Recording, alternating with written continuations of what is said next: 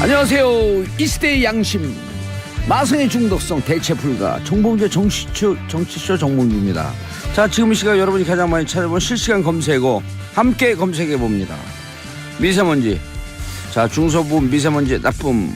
자, 문재인 대통령 시구. 어제 김홍영 전 감독 대신 문재인 대통령 시구했습니다. 대종상 시상식. 어제 영화 박열의 최희서 신인 여우상. 박열의 동지자 연인으로 나온 일본인 카네다 후미코 연기했죠. 정말 일본 사람인 줄 알았는데 일본에 오래 살았다 그러더라고요. 자, 정규직 전환.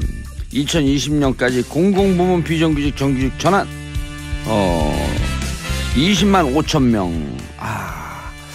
이 중에 봉도사가 고른 오늘의 실시간 검색어 정규직 전환. 정규제가 아니라 정규직 전환입니다. 자, 촛불에 1년 되는 날이죠. 첫 곡은 god의 촛불 하나. 촛불 하나가 1700만이 되는 감동을 경험했습니다. god의 촛불 하나 듣고 넘어가겠습니다. 정봉재 정치쇼 1부 순서가 들어가겠습니다. 자, 방금 제가 촛불 집회, 촛불 혁명 1주년 기념이라고 했는데요. 많은 분들이 댓글로 또 정확하게 지적을 해 주십니다. 자, 1주년은 이번 주 일요일이요. 10월 29일이고요. 1주년 기념 집회와 파티는 이번 주 토요일 날 합니다. 자, 그래도 우리는 이번 주 토요일 날보다 우리 마음대로 이 정신은 이번 주에 그냥 다 1주년이야. 주간으로. 네. 예, 주간. 제가 옛날부터 맨날 주장하는 게 대학교 졸업식을 일주일 동안 하자. 그렇죠. 이 정도 촛불혁명이 일어났으면 이 정도는 주간 정도로 그렇죠. 기념을 해야죠. 그럼 축하 주간에, 그럼 야간에는 축하하나? 야간에도 축하하는 거죠. 그 주간이 아닌 것 같지만 어쨌거나.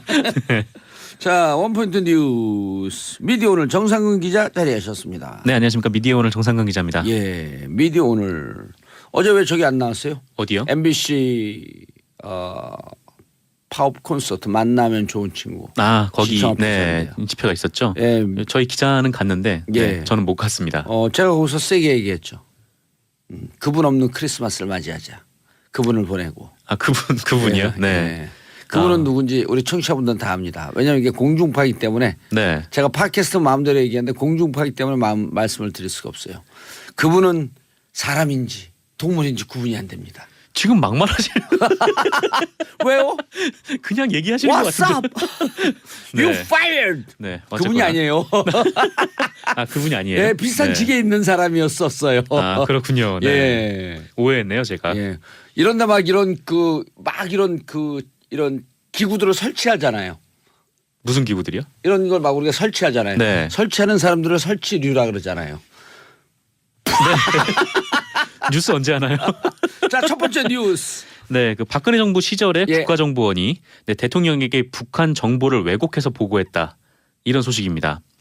네, JTBC 보도인데요. 야, 이거 도대체 어디까지 진짜 대한민국 막장 드라마를 써도 전 일부러 원포인트 뉴스 하기 전에 뉴스를 안 보고 와요. 그래요? 이 충격을 청취자분들과 공감하려고. 네, 이거 정말 충격적인 내용이죠. 네, 보수는 안보라고 하더니 국가정보원에서 대통령에게 북한 정보를 잘못 계속 전해줬다. 입맛에 맞게. 우리 또 PD들도 왜곡해서. 뉴스 안 보고 오던데 보고 오지 말라 그래요. 뉴스를 안 본다고 충격받았다고? 네, PD가 뉴스 안 보고 오신다고 충격받았다고. 아니, 그래야지 우리 정상근 기자에게 딱 공감이 되거든. 그런가요? 예. 네, 그 설명을 좀 드리겠습니다. 예. 이 JTBC 보도였는데요. 이에 따르면 국가정보원은 박근혜 대통령에게 북한 관련 정보를 실제 내용과 다르게 왜곡 조작해서 대통령 입맛에 맞는 정보를 뽑아서 보고를 했다라는 겁니다. 이거는 북한 동향을 좀 완벽하게 파악을 하고 정확하게 보고해야 할 의무가 있는 국정원이 대통령에게 아부를 하면서 눈가기를 가렸다. 이렇게 볼 수가 있는 내용인데요. 이건 대통령의 성향을 정확하게 파악했다는 거예요. 대통령을 파악하는 게 아니라 북한 정보를 파악을 해야죠, 국정원이. 아니요. 그러니까 대통령 파악해서 요렇게 거짓 뉴스를 해도 예를 갖고 정상근 기자가 저한테 거짓 뉴스 해봐요. 기사를 안 봐도 딱 눈빛만 보면 알거든. 그렇죠. 이거 이상해? 세계 정세가 이렇지 않을 텐데? 그럼 직접 찾아 들어가 봐야죠. 그렇죠. 국정원 기사 정리한 사람 누군지 한번 와보세요. 국정원 와보세요. 이거 맞습니까? 그렇게 해야 되는 게 정상인 거죠. 유엔에서 발표하는 북한 경제 성장률도 있거든요. 네네. 북한의 기아로 하루에 뭐 10명씩 죽어간다고 이렇게 얘기하면 지금 사정하고 틀린 것 같은데? 그렇죠. 이게 뭐 어떤 식으로 이게 왜곡이 됐냐면 사례를 좀 말씀을 드릴게요. 예. 그 지난 2013년 말에 예. 그 북한 김정은이 고모부 장성택을 숙청을 하는 사건이 있었잖아요. 있었죠. 그리고 나서 이듬해인 2014년 1월 박근혜 대통령이 갑자기 통일은 대박이다라는 얘기를 꺼냈었어요. 드레스덴 선언. 네. 그 이때 국정원이 박근혜 대통령에게 어떻게 보고를 했냐면은 김정은 체제가 흔들려서 붕괴 조짐이 보인다. 이렇게 보고를 했답니다. 예. 하지만 당시 대북 정보를 담당을 했던 그 실제 국정원 고위 관계자는 그 남재준 원장한테 이렇게 보고를 했대요. 그 김정은과 서기실 중심의 시스템이 굳건해서 그 친중파인 장성택이 수청을 당함으로써 오히려 김정은 체제가 안정될 것이다. 이렇게 보고를 했는데 정작 대통령한테는 엉뚱한 보고가 올라간 거죠. 뭐 심지어 이런 일도 있었다고 해요. 그러니까 북한에서 패싸움이 벌어진 날이 있었대요. 뭐 이렇게 그 사람들끼리 패싸움이 벌어졌는데 이거를 두고 국정원에서 북한 체제에 불만을 가진 사람들이 집단 반발하고 있다. 이렇게 왜곡해서 보고를 했답니다. 이거 저기 그 이른바 시중에 도는 네. 찌라시라고 하는 정보지 있잖아요. 네. 거기에 다 나왔던 내용들이에요. 네. 뭐 이거 찌라시보다도 더 정확하지 못한 내용으로 예. 네, 아니 보고를 그래서 한 거죠. 우리는 드레스덴 선언하고 그럴 때 북한이 붕괴 조짐에 있다라고 하는 걸 대통령이 정보를 받고 이렇게 얘기했다라고 하는 걸 알았거든요. 네. 그래서 우리는 어떻게 판단했냐면 우리가 또 그 제 주위에 외교 통일 안보 라인이 빵빵하잖아요. 라인이 되게 많으시네요. 많죠. 복라인 뭐 네. 복라인 1, 복라인 2, 복라인 3 이렇게 쫙 많은데 네. 그래서 우리는 어떻게 판단했냐면 펜타곤 강경파들이 갖고 있는 시나리오를 박근혜 정부에게 그대로 줬을 수 있다. 왜냐하면 펜타곤에서는 네. 늘 자기들 중심에 정보를 취합해서 자기들만의 스토리 만드는 그 강경파들이 있거든요. 극우. 아, 네. 그렇군요. 그렇게 봤는데 이건 국정원에서. 미안합니다. 펜타곤으로 오해해서. 근데 이게 국정원이 계속해서 박근혜 정부 심각하네요. 기간 내에 그 북한이 무너져서 흡수 통일이 가능할 것이다. 예. 이런 정보를 엉뚱하게 제공을 해왔다고 네, 이렇게 보도가 나왔습니다. 그런데다가 충격적이네요. 진짜. 네, 정말 엉망이죠. 네. 예. 국가 시스템이 뭐 이랬던 겁니다. 그러니까 그럼 누가 이걸 조작했는지 이제 수사가 들어가야 되잖아요. 네, 그래서 아마 누가 수사가 왜? 곧 들어갈 것 같은데 예. 과연 남재준 원장이 실질적으로 실제 대북 담당관에게 제대로 된 보고를 받았었잖아요. 예. 그거를 보고를 한 게 남재준 원장인지 아니면 뭐 다른 실무선의 누군가였는지 이제 그거는 확인을 해봐야 될 것 같아요. 기껏 추론해 보면 이런 게 있을 수가 있는데 남재준 원장한테 보고된 내용을 네. 누군가 비선실세 누군가 보고를 받고 이렇게 보고하지 마세요. 지금 내가 아는 정보는 이게 아닙니다. 요거요 북한 붕괴됩니다. 이렇게 보고하세요. 아이고 큰일 났네. 네, 어색함이 감돌고 있네요. 예, 아이 큰일 났네. 이거 참 이렇게 보고하세요. 북한 붕괴된다고. 이거 북한 체제가 안정화되면 큰일 났는데 이거. 근데 보고를 하는 사람 성대모사를 해야지 왜 보고를 받는 사람 성대모사를. 누군지 아세요? 네? 아니 그렇게 갖고 이 사람을 이렇게 성대모사를 요 사람을 이렇게 보고받아서 이 사람이 둔갑을 시키는 역할을 하지 않았냐 이렇게 보는 거예요. 뭐 그럴 수도 있죠. 이게 중간에서. 어디서부터 이런 보고가 예. 흘러갔는지 진짜 어디서부터 대한민국 궁금하네요. 시스템이 구멍이 나고 펑크가 났는지 찾아야 되겠다. 네, 예. 찾아야 할 것 같습니다. 정상근 기자가 검찰총장 문무일총장에게 한마디 하세요. 찾으라고. 안녕하세요. 뭘 안녕하세요. 인사를 빨리 시간 없어. 빨리 찾으라 그래. 네, 얼른 좀 찾아주셨으면. 네. 누구에게 얘기한다고 얘기해야지. 나는 지금 정상근이고 난 누구에게 얘기합니다. 이 얘기는 해야죠. 네, 다음 뉴스 넘어갈까요? 예. 네, 아마 9080 알아서 뭐 북한 잘 붕괴가 찾으실 아니고 겁니다. 박근혜 정부가 먼저 붕괴됐네요. 쯧쯧이에요. 짝짝이에요. 쯧쯧이 맞는 표현인 예. 것 같은데요.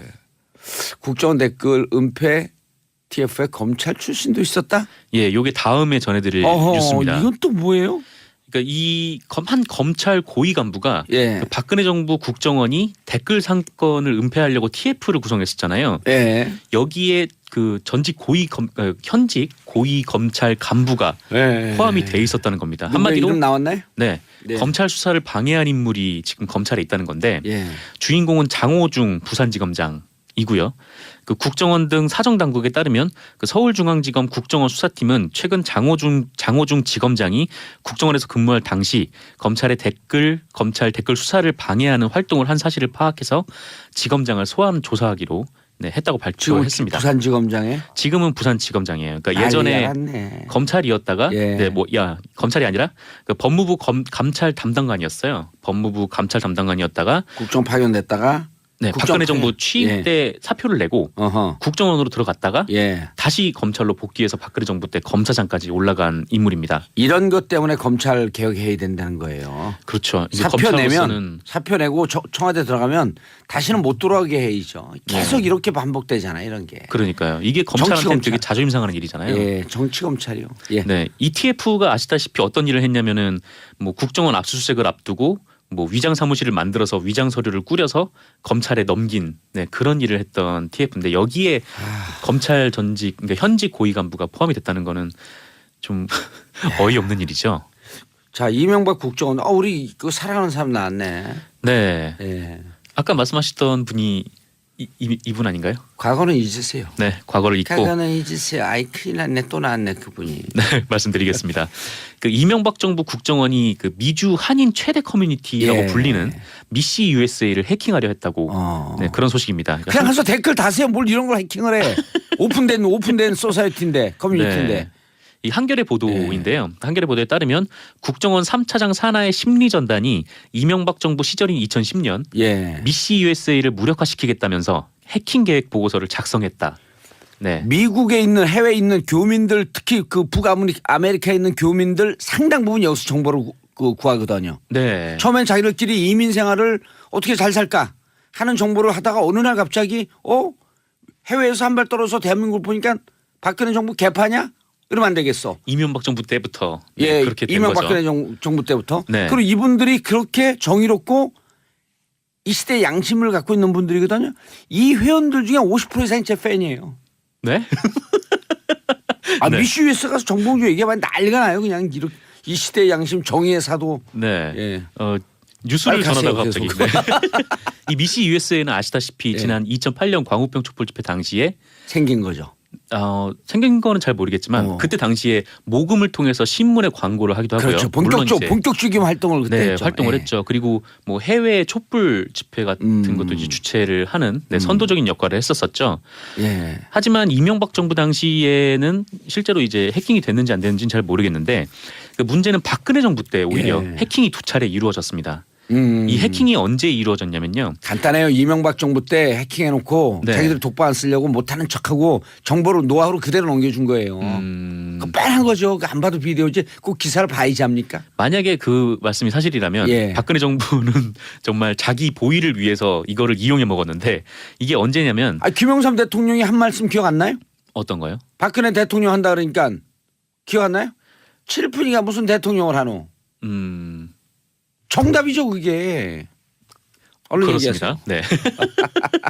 박근혜 정부 때 언제 해킹이 이루어졌냐면은 김영삼 대통령에게 제 얘기가 뉴스 아니에요. 좀 전하게 해주세요. 아니 우리 저 CP님 갖고 고개를 갸우뚱하고 불안하다 그래갖고 이건 김영삼 대통령의 워딩입니다. 네, 그런 말을 예. 했다라는 말씀이요. 기록이 있어요. 어른한테 네. 말이 뭐예요? 그런 말씀을 하셨다. 네, 말씀을 하셨다는 예. 네, 청취자분이 더 중요하기 때문에 어쨌건 2013년 5월에 예. 윤창중 전 청와대 대변인의 성추문이 있었을 때 어. 미시 USA가 해킹을 당했어요.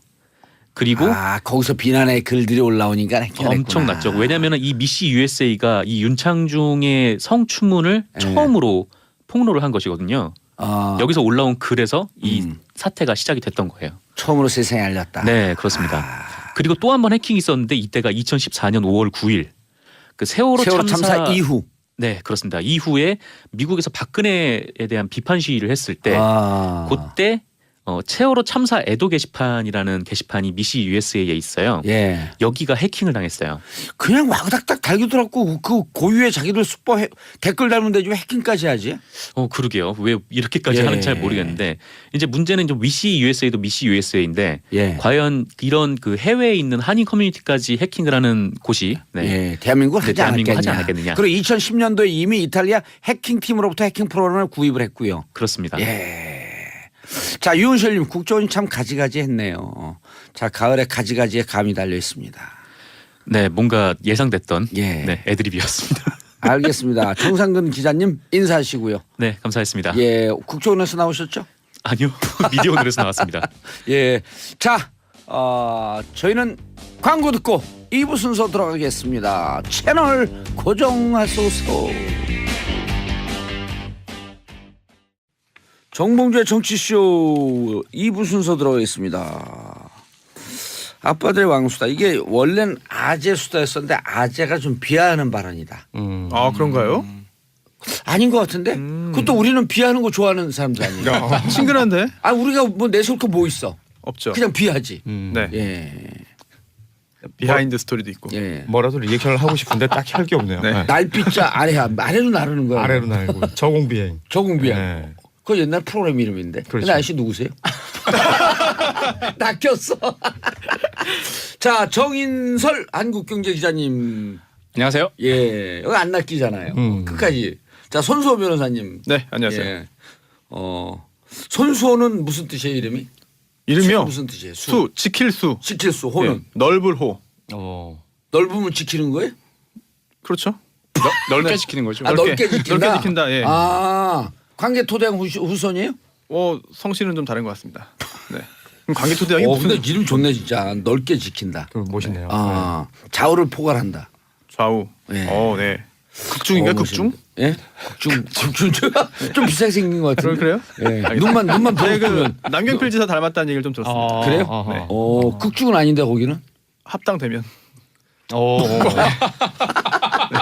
오늘 좀 준비해 오셨어. 좀 준비해 오셨어. 합당 안 돼요 이제. 예. 알겠습니다. 네. 훨씬 잘 생기셨대요 우리 아이고 작가님이 그래요. 네. 영광입니다. 자 그리고 지난주에 왜 빠졌어요 고윤준 만평 네. 작가님? 지난주에 왜 빠졌어요? 전화가 좀 늦게 왔어요. 아니 어차피 땜빵 인생이니까. 그러니까요. 오라면 오고 가라면 가고. 네. 아 이렇게 비하해야 돼. 좋아 아주 컨셉 좋아. 네 감사합니다. 자 아빠들의 왕수다. 박 전 대통령 국선 변호인 선정 재판 전망. 자 아빠들의 왕수다는 그 컨셉이 뭐죠? 비하. 아빠들 시간에서 비하리는요 청주에 있어요. 비상리 비하리.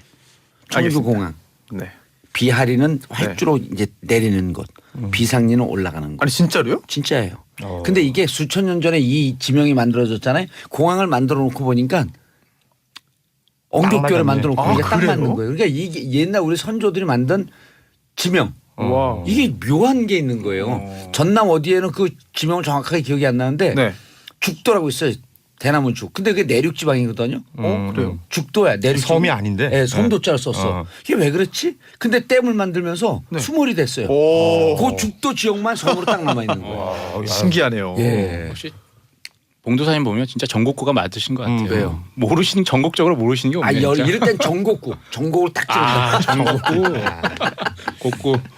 자, 그래서 아빠들이 관심 가질 만한 뉴스 이런 걸 찾아오는 건가요? 그렇죠. 아. 네. 그런데 또 아빠들만 관심 있는 건 아니고 예. 아빠들도 관심 있는. 아빠들이나 잘하세요 그냥. 알겠습니다. 네. 자, 박 전 대통령 국선 변호인 선정 재판 전망 이거 궁금한 사안이죠. 네네. 박근혜 전 대통령이 기존의 변호인들을 이제 해임했죠 사실상. 그래서 변호인들이 사임서를 사임을 제출했습니다. 네. 그 후에 변호인이 반드시 필요한 재판이기 때문에 이게 재판이 진행되지 못하고 있었습니다. 필요적 변론이라고 재판이라 그러나요? 그렇습니다. 필요적 변호 사건이죠. 필요적 네. 변호 네. 사건. 그렇기 때문에 그 재판부에서 국선 변호인을 선정을 했는데 예, 선임이 아니라 선정이라고 네, 지적해 선정입니다. 주셨죠. 네. 지원자를 받았다고 합니다. 처음에는. 그랬더니 한 명이 지원했다. 근데 이제 한 명 가지고는 도저히 뭐 이제 운영이 안 되고. 유영아 대변 변호인은 아닙니다. 국선 전담 변호사 중에서 국선 전담 변호사. 국선 사건만 하는 변호사가 있습니다. 월급 받고. 예. 그래서 한 명밖에 지원 안 해가지고 도저히 안 되겠다. 더 필요한데. 그래서 기존에 하고 있던 그런 사건을 좀 경감시켜주고 또 이 사건을 할 수 있게 시간도 또 많이 빼주는 거죠. 그리고 또 보조 인력도 제공하고 사무실도 또 제공했다라는 유인책을 제공해서 겨우 5명을 모았다고 합니다. 예. 5명의 국선 변호인이 선정됐고요. 기록이 뭐 10만 페이지를 넘기 때문에 빨리빨리 꼼꼼히 검토해가지고 준비를 하더라도 2, 3주는 걸리지 않겠느냐라고 예. 재판부가 전망하고 있다고 합니다. 5명이 다 국선 전담이세요? 지금 서울 지역에 국선 전담 변호인이 30명이래요. 서울 지역에 서울 지역에만 월수가 한 800 된다 그러더라고요. 600 이상 정도로 되는 걸 되는데 그 중에 5명이 30명 중에 5명이 이 박근혜 전 대통령 변호 사건에 되는 거죠. 그러니까 거의 20% 가까이가 이제 야. 박근혜 전 대통령 사건에 전담을 하는 거죠. 그래도 재판부가 네. 중요한 사건이니까 신경을 많이 썼네요. 그렇습니다. 원칙은요. 이제 형사소송 규칙에 보면은 피고인 한 명당 국선 변호인 한 명이에요. 원칙은. 그런데 예외적으로 사안의 특수성을 이제 감안해서 복수로 여러 명을 이제 선정할 수 있다라고 되어 있는데 5명이면 상당히 많은 거고요. 이것도 특혜 아니에요, 그럼? 아니 근데 이제 나중에 워낙 중요한 사건이기 때문에 변론권이 보장되지 않았다라고 시비가 올까봐? 역공을 할까봐. 시비라고 그러면 안 돼요. 같이 중립적인 표현을 써야 돼요. 그리고 또 역공을 할까봐. 역공. 재판을 빨리 진행하기 위해서는 또 변호인이 여러 명 투입돼 가지고 빨리빨리 검토하고 진행도 돼야 되거든요. 이건 결국 신속한 재판을 위한 재판부의 결단인 것 같습니다. 우리 고현준 만평 작가님은 시사 박사긴 하지만 또 모를 수가 있거든요. 왜 빨리 해야 되는지. 네. 2월에 인사이동이 있잖아요. 네. 인사이동이. 근데 뭐 제 개인적인 생각은 물론 2월에 그 정기 그 인사이동이 있는데 이런 재판을 진행하는 재판부는 아마 안 바꿀 거예요. 그 전에 끝내면 되죠. 그렇네요. 바꾸는 거 그러니까 보면은. 못 끝나도 그렇기 때문에 어쨌든 그런 논란을 이제 피하기 아니, 위해서 고춧가루 뿌리세요. 빨리 진행해야죠. 빨리. 네. 네. 진행할 수 있습니다. 빨리. 근데 네. 박근혜 전 대통령이 이 변호사 이 5명 중에 한 명이라도 만날까요? 유용하 변호사 대체할 굿 만한 포인트. 사람 만날까요? 거부할 수 안 있잖아요. 만날 것 같아요. 만날 의무도 없고 그리고 안 만나면은 결국은 실질적인 변호 활동은 못 하는 건데 사실 지금 뭐 국선 변호인 선정됐다고 해서 도움이 되겠습니까? 서로 도움이 안 되는 상황인데요. 한 가지 더 우려되는 것은요. 예. 시간을 더 끌기 위해서는 지금 이 선정된 국선 변호인들이 2, 3주 걸쳐 가지고 다 꼼꼼히 검토했어요. 자 이제 만납시다. 이제 접견하고 이제 정말 할게요라고 할 때 이게 사선 변호인을 다시 선임을 합니다. 한 명이라도. 그러면 이게 그 지금 선정된 국선 변호인들 있잖아요. 자동으로 다 취소가 됩니다. 선정이. 그럼 시간이 또 늘어져. 그래서 그 다음에 사선 변호인을 또 해임하고 그럼 또 다시 국선 변호인 선정해야 되거든요. 이걸 무한정 그렇게 반복할 수 있는 거예요? 가능합니다. 그걸 꼼수라 그러는 거예요. 그래서 지금 이제 기록을 몇 주 동안 다 검토한 국선 변호인들이 예. 나중에 또 다시 선정될지 모르니까 일 안 하고 기다릴 수도 없잖아요. 그렇다면 또 일반 사건 하던 거 다시 돌아갔을 때 또 다시 또 국선 변호인 선정해야 되는 상황이 되면은 왜 곤란한 상황이 생길 수 있는 거죠. 이분은 그 빵 안에 계신 게 편한가요? 왜 이렇게 자꾸 시간을 끌죠? 아니 그 표준 말을 이렇게 빵이 뭐. 역시 만평가 네, 만평자가 예. 와닿긴 하네요. 아니 와닿네요. 귀에 팍팍 꽂혀요. 아니 그렇잖아요. 예. 이게 뭐 결국 계속해서 이제 예. 시간을 끊는 것은 뭔가 유리하기 위해서일 거 아니에요. 이 시간을 끌어서 이분한테 유리한 게 뭐가 있습니까? 그게 법리적으로 또는 재판에서 유리할 건 하나도 없죠. 다만 어차피 재판에서는 승부를 못 볼 것이다. 라는 생각에서 4월 정치 16일 지나서 또 속박내려고요. 아, 그때까지 그래요? 끄는 거죠. 대충 뭐 6개월. 정치적으로 좀 네. 전환시키려고 노력하는 것 같은데 그게 성과가 있을지는 저는 잘 뭐 모르겠어요. 이게 참고로 우리 감옥 정치라면서요? 이게 감옥 안에서 정치를 하고 있다. 아니요 빵정치라며. 난 또 움찔해가지고. 빵만으로 살 수 없는데. 아니 그런데 이게 이제 정확하게 우리 그 청취자분들이 알아야 될 게 구속영장 연장이 아니에요. 그렇죠. 연장 새롭게 아닙니다. 청구해갖고 받아들여진 아하. 거고 그렇기 때문에 구속영장이 자동으로 2개월짜리예요. 2개월 지나면 연장했고 6개월까지 연장이 가능한 거고 다만 2개월에서 연장할 때 추가로 심리를 하지 않고 바로 그냥 재판이 끝나지 않았기 때문에 그래서 두 차례 연기했고 6개월 4월 16일까지. 그래서 4월 16일까지 재판이 끝나지 않으면 이제는 구속기간 만료로 석방이 되는데 그럴 일은 절대 없을 겁니다. 그러게요. 4월 16일이면 변호사님 입으로 얘기해. 그럴 네네. 일 가능성이 있을까요 없을까요? 가능성이 거의 없죠. 거의가 뭐예요? 재판을 그때까지 겨울이 되니까 거의 끝낼 수 털리는 있으니까 뭐 거의 100%에 가깝다고 볼 수 있겠죠. 거의란 표현 쓰지 말라니까요. 그럼 뭐라고 해야 됩니까? 빼면 되죠. 뭘 보라고. 거의를 빼요. 보통 이제 변호사들하고 네. 기자하고 똑같은 게 비슷한 게 항상 빠져나갈 단정적인- 구석을 찾아야 돼요. 아. 이런 빠져나갈 가능성도 구멍이 있어야 배제할 수 되니까. 없다는 문 열고 항상 빠져나가세요. 세상에 100% 완전한 건 없거든요. 네, 그렇죠. 그런데 이렇게 되면 이제 재판부가 그리고 자기가 심리한 걸 직접 재판한다라고 하면 무슨 주의라 그러죠? 자기가 심리한 걸 직접 재판요? 네. 아니 그러니까 그 예를 들어 그 재판부가 바뀌면은 네. 재판부가 바뀌면 이게 바뀌면 관계 없습니다. 재판 절차 갱신을 하면 되는데요. 판사는 사실 개인적인 그런 판사 A, B, C, D가 다 개인은 다 따로 있지만 우선 직접 신문주의 뭐 이런 게 있던데. 근데 그거는요. 예. 반드시 그렇게 준수해야 되는 건 아니고요. 되도록 그렇게 하면 좋다 이건데 증인신문 하지 않은 판사가 새로 인사이동 와가지고 판결 선고만 할 수도 있습니다. 예. 서류만 보고. 네네. 예전에 이제 전두환 전 대통령도 비슷한 똑같은 케이스죠. 보였어요. 네. 예, 그래서 출석을 안 하다가 변호인 또 국선 변호인 선임해도 나 선정해도 정하겠다라고 하고, 하다가 결국에 이제 강제 구인 방침을 밝히자 딱 출석을 했거든요. 예. 그리고 그 6개월 지난 다음에 추가 구속영장이 추가가 청구가 돼서 발부가 되니까 전두환 노태우 두 전직 대통령이 변호사 다 사임했어요. 그렇죠. 그 선례를 지금 그대로 밟아가는 거예요. 참 이게 참 꼼수는 역사성이 있다. 옛날 일인데 이거를 따라하는 것도 좀 따라가는 것처럼 보이는 것도 좀 굉장히 좀 우스꽝스러운 일인 것 같아요. 알겠습니다. 자, 샵 1035 짧은 문자 50원 긴 문자 100원 문자로 함께 참석해 주시기 바라겠습니다. 아까 아재가 아저씨의 그 무슨 비하 발언이 아니라 낮춤말이라고. 낮춤말. 네, 예, 우린 낮추는 거 좋아하는데 그럼요. 낮춤을 당하는 거. 겸손하게. 의자도 낮잖아요. 네, 많이 났네요. 허리를 고추 세우고 있습니다. 예. 자, 임수진님 정말 제대로 한 번이라도 사과하고 그런 모습을 바라는 우리가 이상한 거예요. 정말 깜이 아니었어요. 아무리 생각해봐도. 아니에요. 지도자는 수시로 사과해야 됩니다. 그리고 잘못했으면 잘못했다고 얘기하고 그래서 국민들에게 공감을 구하려고 하는 게 진정한 지도자인 거죠. 자, 촛불 1년. 10월 29일 그렇죠. 근데 예. 우리가 이번에 그 1년 주간이에요. 주간으로 주간으로 쫙 하는 거예요. 좀 전에 그렇죠. 10월 예. 28일에 시작을 하죠. 시작은. 예. 아니 파티를 28일 날 하는 그렇죠. 거죠. 예. 예. 관계없어요. 우리는 이번이 촛불 이번 주 그냥 내내. 1년 주간. 에헤. 1주년을 기념하는 주간이고 자 1주년을 맞이하면서 5초씩 감상 5초씩 한마디씩 하세요. 감상 1주년을 맞이해서 저는 그때 5초 됐어요. 자 우리 그 이름 뭐예요? 고현준 만평 작가님. 일단은 다양한 세대하고 다양한 사람들이 같은 목소리를 낼 수 있었던 아주 그냥 단합의 시간이었다. 자 손소 변호사님. 국민들이 전화위복을 만들어냈다. 전화를 뒤집어 엎었다 이거죠. 네. 자 마지막 정인설. 파티였다. 파티였다. 자 1주년 기념 케이크 들어오고 있습니다. 진짜 케이크 오네요. 진짜 대박이다. 왜 음악이 안 나가 근데? 음악 나오고 있어요. 돌잔치네요. 야, 촛불 돌잔치. 촛불 잔치. 야, 진짜 아재다. 이재민 씨 아닙니까? 이제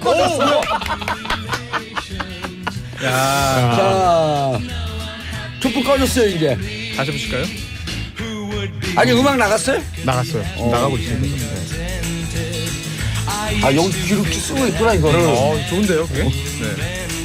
이게 촛불 1주년 케이크를 역시 정치 쇼네요. 예. 다른데 이런 거 하는 데가 없어요. 그러니까요. 시사에서. 그러니까요. 네. 다른 데는 뭐 저 DJ들이나 뭐 MC들 생일날 이런 거 하던데 여기는 이제 촛불 1주년에 그러면 돌잔치를. 우리는 여기 DJ MC는 어허. 여기 청취자분들의 종이에요 그냥. 네. 종이 무슨 파티를 합니까? 그렇네요. 네. 그럼요. 네. 종 비하하시는 겁니까? 자, 종 치고 그냥 집에 갑시다. 자, 신태균님 축하. 이문실님 축하합니다. 짝짝짝. 정말 이거 의미 있죠? 그러네요. 예. 네. 이거 왜 초 하나만 꽂은 줄 아세요? 1주년이라서. 그게 아니에요. 왜 하나만 꽂은 줄 아세요? 많이 꽂으면 귀찮잖아요. 뭐가 아예요? 그렇군요. 알겠습니다. 우린 다 그냥 네. 예, 자, 알겠습니다. 이 케이크는 청취자분들 지금 댓글 주시면 댓글과 주소를 보내주시면 요거 1mm씩 잘라갖고 택배로 보내드립니다. 야, 자동차 안에서 자차 아닌데 보라키게 하시네요. 내 데이터 데이터 많이 6228님. 자 이거 잘라갖고 오레오기 과일 위에 과일은 우리 갖다 주세요. 또 밑에 케이크는 알아서들 드시고. 자 강경민님 맞아요. 대국민 발이었어요. 국민의 생일날. 그리고 독일인가요? 어디에서 지금 그 상을 받았잖아요. 촛불. 맞습니다. 예. 에버트 인권상. 무슨 인권상이요? 에버트 인권상. 에버트 인권상. 네. 어디는 영국인가요? 독일인가요? 독일입니다. 독일로 알고 독일 있습니다. 프리드리 에버트 재단에서 수여하는 에버트 인권상이었습니다. 프리드리 하니까 독일 가는 프리드리. 거예요. 예. 프리드리. 에버트 인권상. 자, 주말에 시민들이 다시 모인다. 여의도에서 이제 여의도? 파티, 여의도 공원에서 이번에 광화문과 여의도에서 여의도에서. 두 군데에서 열리죠. 파티한다. 그게 며칠이에요? 10월 28일 일이죠. 토요일이죠 이제. 28일 몇 시요? 뭔가 취재들이 잘 안 된 것 같은데. 28일 몇 시가 아니라 저녁부터 그냥 5시부터 계속 모이시는데 그러니까 이벤트는 그 광화문 광장 그리고 여의도 광장에서 계속 진행이 되는데 시민들한테 뭐 몇 시 몇 분까지 와라 이건 아닌 것 같아요. 그냥 다 같이 함께 그렇죠. 우리가 기념하자. 돌잔치도 그렇죠. 한 5시 시작해서 11시 끝나니까 와갖고 국수 한번 드시고 가세요. 그러잖아요. 편안하게.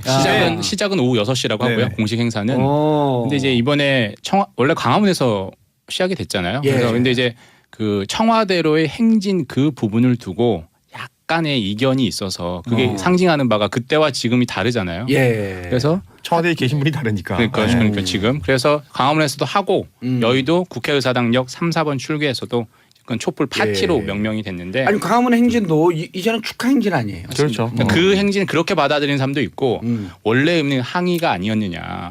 그래서 청와대 행진은 안 하는 게 맞지 않냐 이런 사람들도 있고 생각이 약간 달랐다라고 해요. 생각은 다양할 수 있으니까요. 예. 고윤중 기자님, 고윤중 만평 작가님 현장 중계 많이 했죠. 뭐로 했어요 그때 팟캐스트? 아니요 작년에요. 그러니까 촛불 1차 때부터 꾸준히 그 제가 스브스 뉴스에서 페이스북 라이브를 하면서 유튜브, 페이스북 등등 라이브 방송을 하면서 그때 뭐 순간 도달률 1000만 그러니까 엄청난 관심이었거든요. 그리고 한참 라이브 방송 많이 할 때였어요. 순간 접속률. 그렇죠. 오, 그때 1000만? 1000만이 넘었었어요. 대단했었어요. 1000만 그때. 명이요? 예. 순간 그러니까 도달률이라고 하는데 예. 그 촛불 아니 그러니까 페이스북 그 라이브 중계하는데 예, 그렇죠. 1000만? 그래서 완전 서버 다운되고 난리 났었어요. 그러니까 뭔가 계속 말을 이어가는 거 보니까 조금 불신이 가는데.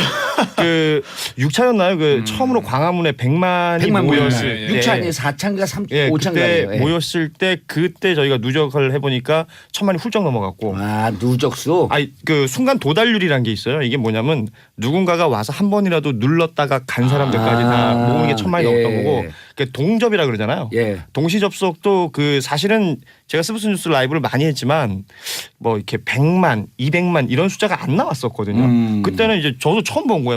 뭐.K K가 뭐니 이러면서 봤다니까. 그러니까 엄청난 관심이 K가 뭐 삼진인가?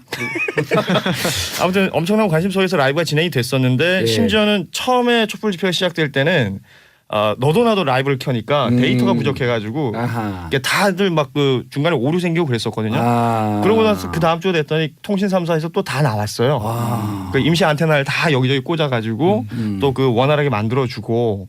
근데 그 스브스가 아주 사업은 잘 되는데 네. 인기도 좋은데 그 적절한 게 그때 서버 접속이 많았죠. 그건 아닌 것 같아요. 그때 뭐 저한테 장비를 준 게 그렇게 막 좋은 장비는 아니었기 때문에요. 다만 그 저희가 좀 일단 고현주 씨가 별로 신뢰는 안 가잖아요. 아유 왜요? 촛불할 땐 좀 괜찮았어요. 막 협찬해 준다고 그러고 그랬어요 그때는. 그래요? 제가 그때 아웃도어를 입고 밖에 나가서 추우니까. 요즘 협찬 얘기하지 마요. 아 그래요? 그 양반 때문에. 그렇죠. 예. 아무튼 그래서 그때는 그런데 그 뉴스였기 때문에 상업적인 협찬을 전혀 받지 않고 저희는 이제 그대로 진행을 했었고요. 저희가 다만 조건이 좀 좋았던 게 그 예. 광화문 교보 빌딩 거기 11층에요. SBS 자회사에 사무실이 있어요. 오, 그리고 거기서 내려서 찍는 거예요? 거기서 내려서 찍고 그 11층 사장실 미디어 크리에이트라는 곳인데 사장실에서 찍으면 청와대가 직선으로 보입니다. 아니, 사장님실은 있어도 사장실은 처음 들어보는. 사장실. 네. 사장은 뭐 사장. 사장을 되게 무서운 건데요. 네. 아무튼 그 공간 안에서 저희가 이제 처음에는 뭐 카메라 준비도 제대로 못 하고 이게 이렇게까지 큰 일이 될지 모르고 라이브 방송을 그냥 휴대전화 들고 가서 했거든요. 예. 그래서 저희 그 스브스 뉴스 에디터들이 춥잖아요. 11층에 창문 열어놓고 있으면. 그 한 10명이서 돌아가면서 그 휴대전화를 상박대도 없어서 손으로 들고 그렇게 라이브를 하다가 결국은 이게 어마어마한 일이 되고 나니까 현장에 점점 많은 인력이 투입이 되고 장비도 투입이 되고 투자도 좀 해주고 카메라도 그때서야 보내주고 그래서 저희가 그 뭐 엄청난 많은 분들과의 시간을 보냈었고요. 이게 라이브 방송 특히 인터넷으로 하는 라이브 방송 특징이 이제 뭐 해외나 다양한 지역에서도 모두 접속이 가능하시기 때문에 정말 그 엄청난 지지와 성원 속에서 상황들을 함께 중계를 했었고 저희뿐만 아니라 현장에서 또 라이브 방송하시는 분들이 많았거든요. 서로 교류해가면서 지금 뭐 예를 들면 세종대로 뭐 이쪽은 어떻고 저쪽은 내가 앉아 있는 자리에서 안 보이는 공간들 있잖아요. 그러니까 서로 다 같이 보여주면서 그렇게 라이브 중계를 했었는데 일단 뭐 몇 가지 그 강력하게 남았던 인상들이 있거든요. 저는 그 7차 때로 기억하는데 처음으로 세월호 7시간 의혹을 얘기하면서 정각 7시가 되면 1분씩 촛불을 소등을 했었어요. 맞아요. 그때 첫 소등이 되던 날에 그 전율을 잊을 수가 없습니다. 많은 사람도 울었죠. 네. 눈물을 흘리고. 그래서 제가 그 소등이 되는 날 예. 그 되는 시점에 너무 궁금한 거예요. 그래서 청와대를 정면으로 카메라로 디지털 줌으로 당겼어요. 200배 줌으로 당기니까 청와대 그 거기가 무슨 건물인지 모르겠는데 청와대 딱 보면 제일 앞에 보이는 건물 있잖아요. 예. 거기를 쭉 당겼는데 불은 꺼져 있는데 안에서 텔레비전이 켜져 있더라고요. 오. 그래서 그 텔레비전에 어른거리는 게 보이는 거예요. 드라마였어요? 그래서 이게 혹시나 드라마일까? 어허. 그래서 이제 저게 보인다고 화면을 보여줬더니 예. 그 라이브 방송 보시던 분들이 그 시간에 진행되고 있는 검색. 방송을 막 찾아보는 거예요. 어허. 근데 뭐 예를 들어서 초록색이 지나갔어. 네. 그럼 초록색은 뭔데요? 뭐 빨간색이 지나서 빨간색인데 봤더니 이건 드라마도 아니고 적어도 뉴스는 아니었어요. 그러니까 청와대에서 누가 그걸 보고 있었을까? 뭘 다시 보고 하고 있어. 그랬을 수도 있는 거고 이게 청와대 안에서는 TV를 켜놓고 있었다.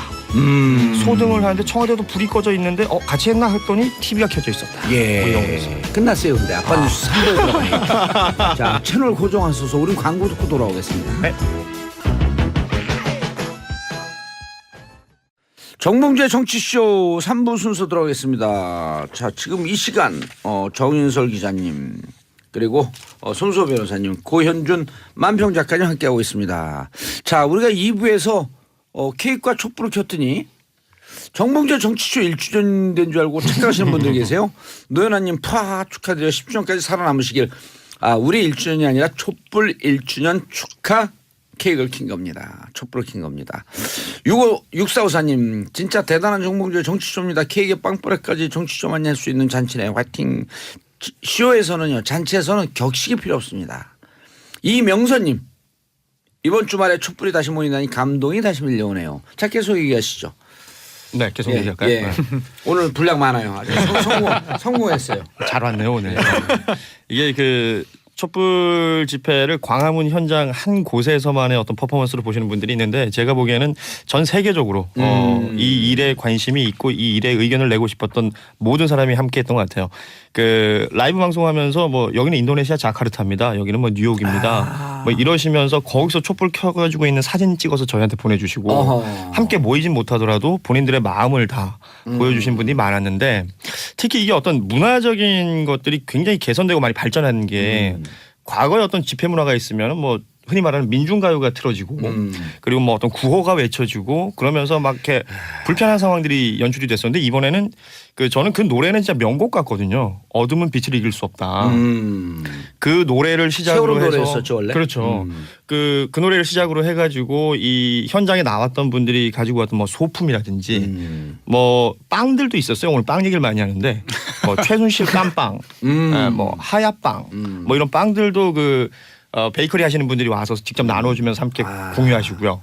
그리고 말들이 많이 나왔어요. 상징으로 해갖고. 그렇죠. 그리고 말들도 엄청 나왔습니다. 이 말대가리를 갖고 와가지고 타고 다니시는 분들이 이제 정유라 말 이렇게 비판하면서 피켓 쓰고 그리고 여기에 또 한 가지가 항상 그 광화문 광장에서는 그 익숙했던 그 장면이 차 벽이 있었잖아요. 예. 차 벽을 광화문 광장에서 명박산성. 그렇죠 걷어내서 지금 정부 종합청사 있는 쪽으로만 몰아놨었는데 그곳에 우리 시민들이 경찰 차벽에 꽃 스티커를 붙이기 시작했어요. 맞아요. 그건 굉장한 감동이었거든요. 그리고 외신들도 그건 굉장히 주요하게 보도를 했었고 그런 그 구석구석에서 펼쳐졌던 모든 장면들이 너무나 인상적이었던 1년 전이었고 그게 뭐 1년이 지났어도 전혀 그 감동이 사라지지 않는 것 같아요. 손수호 변호사님은 네. 그 어떤 촛불이 바꿔놓은 것 바꿔놓은 거죠. 예, 뭐 1700만 촛불이 바꿔놓은 것. 지금 좀 전에 그 시위 문화라든지 이런 것도 말씀해 주셨는데 태어나서 처음으로 집회 현장에 나온 분들이 많이 계십니다.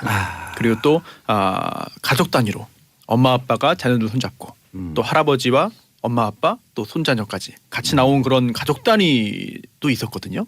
이런 게 민주주의가 책으로만 공부해가지고 다 익힐 수 있는 건 아닌 것 같아요. 예. 몸으로 한번 느껴보고 정말 국민이 힘을 모으면 정권도 바꿀 수 있구나. 예. 좀 잘못한 사람이 있으면 그에 대해서 뭐 법적인 처벌 이외에 정치적인 그런 부분에서도 국민들이 힘을 발휘할 수 있구나. 바꿀 수 있다. 세상에. 이거를 정말 느껴본 거기 때문에 우리 국가적으로 이제 민주주의의 성숙이나 발전에 있어서 굉장히 큰 좋은 계기가 아니었나 싶습니다. 정의석 기자님은요. 저는 그때 정의석 기자는 몇 학번이에요? 저는 96학번 나이죠. 예? 96학번. 96학번? 네. 그럼 76년생이에요? 77년생이죠. 77년생이요? 오, 그렇구나. 근데 저 갑자기 질문하시다가 끊어버리세요. 아니, 계속 하세요. 아니, 왜 그러냐면 이게 언제 87년 한경을 경험을 했는지 80년에 뭘 했는지 이제 그걸 딱 지금 예. 대비해 보려는데 너무 이게 짧아갖고 대비가 잘 안 돼. 저는 87년에 대학교 1학년 학생이었어요? 그럴 순 없죠. 아, 초등학교 3학년. 그럴 수 오. 3학년? 네. 근데 그때 저는 여기 몇 년생이에요? 저는 95학번이에요. 도찐개찐이네? 네, 독일 비슷하죠. 계획이네. 네. 세명다 비슷하죠. 그러니까 아니, 제가 제일 몇 막내죠. 한 살 어립니다. 제가 정 기자님보다. 아, 그래요? 네. 오. 올해 40살, 41살, 42살이죠. 그러네요. 어른스러워 보이는데 가장? 감사합니다. 아니, CEO라서 그런가 봐요. 양복을 입어서 그렇습니다 지금. 역시 CEO. 제가 너무 옷을 막 입고 왔네요. 네. 그거 뭐, 귀에 왜 끼고 있어요, 근데 그거 혼자? 귀가 시려서 그래요. 방한 용품이네요. 예. 예, 정석 기자님. 아 저는 그 2번을 갔었는데 처음은 이제 제가 데리고 갔었고 애들을 한 번 가니까 애들이 한 번 더 가자는 거예요. 아이들이 예, 너무 좋다고. 그러니까 이게 광화문에서 저희도 뭐 항상 보면 시위나 이런 집회를 보면 약간 위험하다. 그동안 그랬었는데 이제 예. 그걸 완전히 바꿔놨잖아요. 그렇죠. 패러다임을 그냥 누구나 가도 즐길 수 있고 항상 어울릴 수 있는 그런 사람의 생각의 전환을 만들어놨다는 게 대단한 것 같아요. 저는 80년에는 남대문 광장에 서 있었고요. 남대문 앞에. 거기서 이제 돌 던지고 화염병 던지고 그러고. 그럴 시절 아니에요. 서울의 봄. 네. 87년은 요 이제 프레스센터 앞에. 네네. 시청 앞 광장. 네네. 그러니까 제가 어디 가면 그러거든요. 제가 좀 외모는 강남 좌파 날라리처럼 보이지만 네. 40년 한 발도 물러서지 않은 정통 민주화 세력입니다. 그런데 작년에 보고 별로 흥분하지 않았어요. 왜냐하면 우린 지는 경험에 익숙해 있거든. 네. 근데 처음으로 이기는 경험을 한 거예요. 네. 87년도에도 노태우 입에다 톡 털어놓고 80년 전두환 입에다 톡 털어놓고 그래도 40년 동안 물러서지 않았는데 이기는 경험을 하는 거예요. 근데 작년에 나왔던 분들은 이기는 경험을 처음 시작하자마자 이기는 경험을 한 거예요. 그렇죠. 이건 우리 역사에 무척 중요합니다. 국민이 권력에 이길 수 있다. 그렇죠. 헌법이 실현된 거죠. 예, 잘못된 권력을 언제든지 바꿀 수 있다. 이런 게 무척 큰 것 같아요. 그래서 우리는 평생 지는 싸움만 해갖고 대단한 의미가 있는 거죠. 진짜. 그렇죠. 네. 대단한 의미가 있죠. 그때 그게 또 쌓여서 또 이번에 또 성과를 낸 걸 수도 있겠죠. 저는 이제 그 진짜 그 의미를 어디서 찾냐면 저는 이제 타방송에서 나가서 계속 그 중계차로 한 14차례인가 네. 생중계 공개 방송을 했어요. 근데 광화문 나오면서 제가 좋고 제 방송이 없어서 거기만 오는 사람들이 있어요. 그러니까요. 광화문에서 다양성이 실현이 된 거야. 그리고 민주동문회 만나려고 온 사람들. 촛불이 저기서 키도 말도 촛불 들고 자기들끼리 놀고. 이게 민주주의거든요. 그렇죠. 맞습니다. 그렇죠. 네. 그 종로통 구석구석 골목골목 다 계셨으니까요. 예. 예. 종로에서 장사하시는 분들이 매주 토요일 날 집회 이렇게 아름다운 집회 문화 있었으면 대박 나겠다고. 그럼요. 그 화장실 사용하기 힘들어가지고 예. 그 뭐 여기저기 다 그 문제가 많았었는데 몇 주 지나니까 인근에 계신 그 상가에 계신 분들이 자신의 화장실 개방했죠. 개방해주고 그리고 또 질서정연하게 줄 서고 쓰레기 직접 치우고 이거 진짜 꽃입니다. 민주주의의 꽃. 네. 자, 이제 슬슬 다음 뉴스. 이제 슬슬 다음으로. 이제 작가들이 저를 써놓는 거야 밖에서. 알아요 그냥 다음으로 해도 돼요. 뭐 슬슬 다음으로 해. 자, 한국 시리즈 개막 했어요? 어제 했죠. 어제 했죠. 예, 정인석 기자님. 안표와의 전쟁? 안표와의 전쟁 정말 심각하죠. 예, 경제 얘기를 해야죠. 그게 경제 기자인데. 그러니까요. 예. 한국경제신문이니까 한국 시리즈 얘기하는데 그 어제 같은 경우에는 이제 문재인 대통령 시구가 있었고요. 예, 그렇죠. 김웅룡 감독 하려고 그러다가 엠바고 걸고 6시 맞습니다. 30분까지는 중계진들까지도 몰랐더라고요. 그런 다 알았어요 낮에부터. 근데 이제 그게 이미 소문으로 퍼지면서 퍼지긴 했군요. 1시에 청와대에서 이제 발표를 했죠. 그리고 6시까지 엠바고를 걸었어요. 보도하지 말아달라. 근데 이미 온라인에서는 다 알게 되고 네. 왜냐하면 기아 거기 광주구장에 경비가 막 이제 막 붙으니까 경호가 붙으니까 이미 10월 때 다 뒤에 서 계셨던 심판이 경호원 분이시더만요. 심판 복장하고 계신 분이. 그래요? 그거 재밌더라고요. 그래서 이제 이런 걸 보통 이제 이순신 장군이 나의 죽음을 아무에게도 알리지 네. 마라 그랬잖아요. 네네. 나의 시구를 아무에게도 알려라. 어제 사실 역대 대통령이 5번째인가 그랬다는데 그래요? 제일 잘 던지시더라고요. 야구 명문 고등학교 나오셨잖아요. 경남고? 예, 그렇죠. 그리고 야구를 평상시에 광적으로. 예전에 좀 했죠. 야구를 했어요? 경남고에서 야구를 안 하고 학교를 다닐 수가 그렇죠. 없어요. 그 아드님하고 캐치볼 흔히에게는 캐치볼을 경남고 출신이면 한 몇천 번 했을 겁니다. 그럼 거기 옛날에 우리 고등학교 때 들어갈 때 복장 검사하잖아요. 그럼 거기 야구 용품 검사하나요? 야구용품 없으면 글러브하고 공은 기본적으로 가지고 다니는 학교 갈 때? 예, 제가 그 옆에서 제수를 해봐서 알아요. 정말 대단한 학교입니다. 그 학교. 경남고. 예, 대통령 그럼 앞에서 야구용품 그 글러브하고 공이 없으면 무상 글러브 제공하는 거야? 그건 뭐 이제 대통령 나왔으니까 그럴 수도 있죠. 예. 그렇게 되면 좋겠다. 정말 대단한 학교네. 야구에 대해서는 야구 열정 대단하죠 경남고 진짜. 그럴 때 그러잖아. You fire. 너는 야구에 대한 불꽃이다. 열정이 있다. 어제 그러니까 한국 시리즈인데 이제 부산에서는 그 갱고라고 그러잖아요. 경남고를. 갱고. 갱고요? 갱고. 갱고. 경남고등학교. 하고 그다음에 부산고등학교죠. 부고. 부고하고 갱고하고 붙을 때 이제 전쟁이 일어나는 거죠. 부구하고 갱구하고 할 때 네. 이렇게 이제 기수할 때 부산에서 뭐라 하냐면 마 그래요. 그만해라. 많이 묵었다.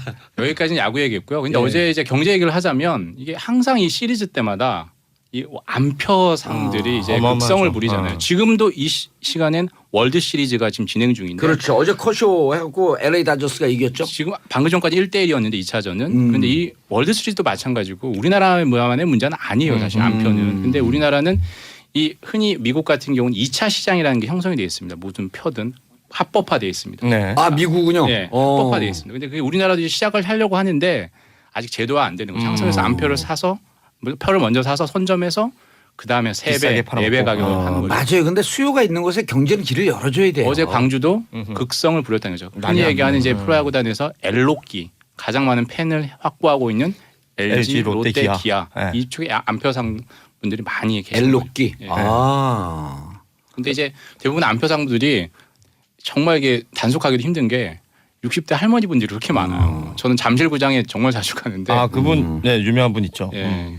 참 그런 부분이 있어서 경찰들 되게 힘들다고 얘기를 해요. 엘로. 우리는 그 야구를 그 야구공을 갖고 또 축구하는 사람이니까 역시 탁구공을 줘도 축구하고. 엘로끼 그러니까 이제 우리 또 청담동에서 그 스트메 이런 거 유명하잖아요. 스드메?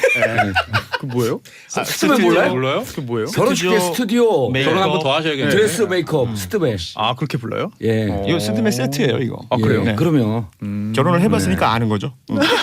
손수호 변호사는 결혼 안 해봤어요? 결혼한 지 좀 오래돼가지고 기억이 안 납니다. 한번 더 하셔야겠네요. 한 번 더 해요. 아니, 저는 싸게 해가지고 뭐 이렇게 다 안 챙겨서 진짜 했어요. 덕담이라고 하는 게 한 번 더 해요. 아니 전 두 번 했어요. 덕담이에요. 예. 전 두 번 했어요. 아 예. 예. 축하드립니다. 예. 한번 갔다 왔다가 또 했어요. 네, 알겠습니다. 또 할 수는 없어요 이제. 왜요? 우리 집사람한테 잘리고 싶어요? You fired. 감사합니다. 아니 그 안표 너는 불꽃. 안표 얘기 나왔잖아요. 예. 이게 우리나라 현행법상 불법입니다. 당연히. 그렇죠. 예. 그래서 예. 형사처벌 대상입니다. 안표가. 파는 거 사는 거 다. 그렇죠. 네. 이게 그 경범죄 처벌법에 이렇게 돼 있어요. 규정이. 근데 이게 되게 재밌습니다.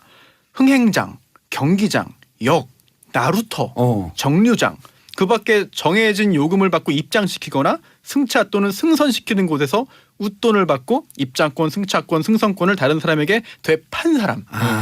되판 사람 같은 경우에 이제 20만 원 이하의 벌금 규류 과료거든요. 근데 이게 지금 현장에서 이제 야구장 앞에서 하는 경우도 있지만 예. 온라인으로 웃돈 붙여 파는 경우가 더 많아요. 그렇죠. 이거는 해당이 안 되네? 해당이 원래. 안 됩니다. 그러니까 그 주위에서 하는 거니까. 네, 이제 이거는 재밌네. 그 곳에서라고 돼 있기 때문에 예. 온라인 웃돈은 사실 이 법이 그 규정이 해당이 안 돼요. 그럼 LA 있는 교민이 사갖고 네. 온라인으로 파는 거예요. 그럼 여기서 사갖고 네, 갈 수 이- 있죠. DHL로 와. 네, 문제 없습니다. 문제 현행법상. 없어요. 그래서 이것도 법적으로 불법으로 정하자라고 하는 예. 논의가 국회에서 뭐 수년 동안, 있었죠. 10년 동안 이루어지고 있는데 아직까지 이런 경우는 하나 없어요. 어떻게 돼요? 우리 정치쇼 공개방송하면 네. 이거 돈을 파는 게 아니잖아요. 네네. 근데 추천권을 받았고 또 돈을 네. 팔아. 네, 그런 경우가 지금 왕왕 일어나거든요. 네. 그래서 우리가 공개방송을 못 하잖아. 안표 판매 네. 때문에 이 양반들 신뢰하지 않는 분인데. 네. 절대 믿습니다. 믿습니다. 좋은 아니 그건 말씀이네요. 불법이 아니에요. 괜찮습니다. 다만 왜냐 우리가 안 팔아서. 네. 다만 네. 이제 그 주최 측에서 이거는 타인에게 뭐 양도 안 됩니다. 넘기면 안 됩니다라고 조건을 붙여가지고 그 배포했으면 우리는 그러지 않아요. 그래요? 만약에 비트코인 하나로 거래돼요. 더 이상하잖아요. 네. 그런 조건을 붙였는데 그거를 위반해가지고 딴 사람 줬다라고 하면은 이건 규칙 위반했으니까 입장 안 됩니다라고 할 수는 있어도 그게 범죄는 아닌 거죠. 김정민이 광주입니다. 오늘 표 겨우 구해갑니다. 어제 갔어야 하는데 기아 팬인가 본데요. 그러시네요. 어제 안 가길 잘하셨죠 뭐. 윤보라님 표 구하다 실패한 1인이에요. 의문의 1패 1인 윤보라님. 보라로 보세요 그냥. 네? 보이는 라디오로 보시면 되죠. 성함이 보라 씨니까. 예. 그렇군요. 자, 네. 시간이 없는데 다음 뉴스. 오늘 그 손소 변호사님 뭐 뉴스 했어요? 저 제일 앞에 국선 변호인 했습니다. 아, 예. 그러셨구나. 둘 다 했는데 또 누구 이제 자신에서 막 해요. 자, 그냥. 가계부채를 해야 되나요? 맞아요. 가계부채 해야 돼요. 이 부동산 규제 3종 세트가 있었어요. 612, 6월 10일에 6월 19일이죠. 6월 19일에 있었고 처음에 한번 잽을 살짝 맞습니다. 날렸죠. 그때는 이제 청약 제도를 예. 바꿔서 청약 조정 대상 지역이라는 걸 만들었고 가장 셌던 게 8월 2일 날 8월 8일. 2일 날. 그때는 거의 어퍼컷 내지는 훅 정도는 됐던 것 같고요. 엊그제 10월 24일 날 냈던 거는 또 막 잽 정도 됐던 것 같아요. 카운트 펀치 정도? 예. 예. 그래서 이제 이게 부동산 3종 세트 때문에 이제 다주택자와 갭 투자자들이 빚내서 집을 사기는 상당히 힘들어졌다. 이렇게 된 것 같고요. 이거 어제 뉴스 보니까 만약에 3억짜리 집을 사고 싶어서 예. 그럼 지금 기존대로라면은 뭐 한 절반 정도 대출을 낼 수 있으니까 대출을 내서 지금 집을 산 사람이 또 사는 집을 살려면 기존에는 그 주택 가격만 가지고 평가를 했을 때는 1억 이상을 받을 수가 있었는데 84%가 떨어지던데요. 한 2천만 원 정도밖에 이제 더 대출이 안 되는 거예요. 그게 이제 신 DTI라고. 그렇죠. 현실적으로 이제 집을 빚내서 살 수가 없는 거죠. 예, 더. 그 계산은 무척 복잡해요. 그래서 은행 가갖고 제가 은행 그 관계자들한테 막 해설을 해주고 그랬어요. 지금 은행원들도 과외를 받고 있어요. 그러면 아니 그 제가 갖고 너무나 그 상황이 많아가지고 LTV, DTI 그리고 그 규제 지역, 규제 아닌 지역 이게 다 틀리거든요. 다 다르죠. 규제 아닌 한 번도 안 한 사람은 규제 지역 가서도 한 40% 50% 받아요. 그러니까 이게 비판하는 사람도 무조건 돈을 못 구하게 되는데 다주택자를 잡은 거거든요. 저 같은 다주택자 그 다 팔았어요. 다 파셨어요? 예, 왜냐하면 저 어머니 집 하나, 장모님 집 하나. 네. 그 직접 어르신들은 그 수입이 없으니까 은행 융자가 안 되니까 제가 융자해서 사드렸거든요. 그러니까 원격결 다주택자가 된 거야. 아 근데 그렇죠. 봉도사님 파는데 청와대에 계신 분들 고위공직자들은 팔았대요, 안 팔았대요? 안 판 것 같아요. 그거 팔아야 돼요. 왜냐하면 고위공직자들이 60몇 %가 지금 다주택자. 10명 중 6명으로 나오죠. 그렇죠. 그 60% 했더니 뭐 10명 중 6명이고 60% 이상이. 그러니까. 예. 그래서 이분들은 법으로 규제가 되니까 이것을 막 살살 피하려고 그러지 말고 정부 정책이 그러고 이 정책이 성공하려고 기대하면 팔아줘야 돼요. 그게 내년 4월까지 보통 이제 시한을 뒀잖아요.